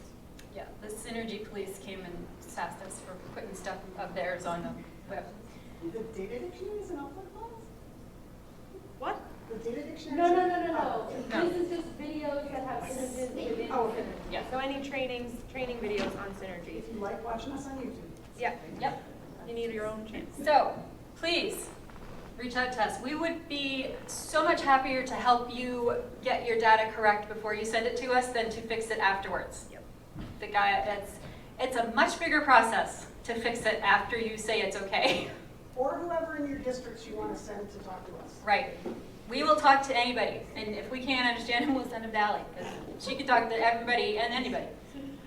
Email, phone calls, whichever is more user-friendly for you. I know some people don't want to talk to people. Email. If email is not what you want to do, talk to the people. Our guys will talk to you. Attend the help desk webinars. We have webinars for just about everything, and that has been one of Ally's primary focuses since she started. Tuesdays at 10 o'clock. Be willing to ask for help. That's why we're here. It's a help desk. It's in the name. Be willing to make corrections. When you find it, even if it's after you certify, let us know as soon as possible, because the sooner we can get it fixed, it's much easier on the downstream stuff. And again, doing it in a timely manner ensures that we are getting the data quality that's going to help you guys in the long run. Do not hesitate to call us. Again, that's why we're here. These are our people. And we have added one more, I can't remember her name right now. Gina Fowler. Gina Fowler. And she's going to be another help desk analyst. Kathy and I are on there. All of our links are on the website. So you open up the help desk website, or it's help desk. Yeah, if you search MEDMS, MEDMS help desk in Google, it's the first one that comes up. And all of our names are on the right-hand side. And click the blue, and you email us directly. This is the help desk email and their phone number. And I'm done. That's it. So thank you for coming. I want to thank the food staff. Lunch was amazing. Colin? Any questions? Do folks have questions? You're pretty good about asking them as we went. Can I actually say one more thing that I probably should have had you on the slide for? No. So, You gotta say it anyhow. I promise it's short. So part of our responsibility is also maintaining the state's education data warehouse. And so you have the ability to do a data request of us. So we've supported a bunch of districts in the last few years giving them staff data for maintenance of effort. But if you need several years or something of data, student, staff, something we collect, on the data warehouse page, there's a place where you go to data requests, there's a call choice form there, ask us, because we can provide you with that. We don't get a lot of requests from districts, maybe things, but you should. Thank you, folks. Thank you, Kim. How many enjoyed having it be more of a, it wasn't a full day, but more of a full day than a half day. Can I see those in favor of that? Okay, thank you. Yes, Lucy. Seriously, please email Joanne at Maine ASBO. Email. Let us know what you liked about today. Let us know the things you didn't like. And let us know the things you want to see in the coming future, whether it be in-person meetings or remote meetings. Our goal is, again, to provide what you folks and your offices need. I'm going to make one more push, and I won't push it all year. Please consider a district membership, because we really want to start reaching out to HR, payroll, payables, general ledger, and grants folks, and to be able to actually provide more trainings in those areas, but we can't do that if people aren't interested or aren't going to attend. Yes, Jen? Do you know how much that costs? I do not. Joanne? 500 for a district membership for the year? Yes. Any other items for today? I sincerely hope it was a good use of your time today. I'm hoping that the newsletter and the increased communication that Joanne's going to be sending out and coordinating with the board is useful and beneficial to you. And I hope you have a safe drive home and enjoy your weekend. Thank you, folks.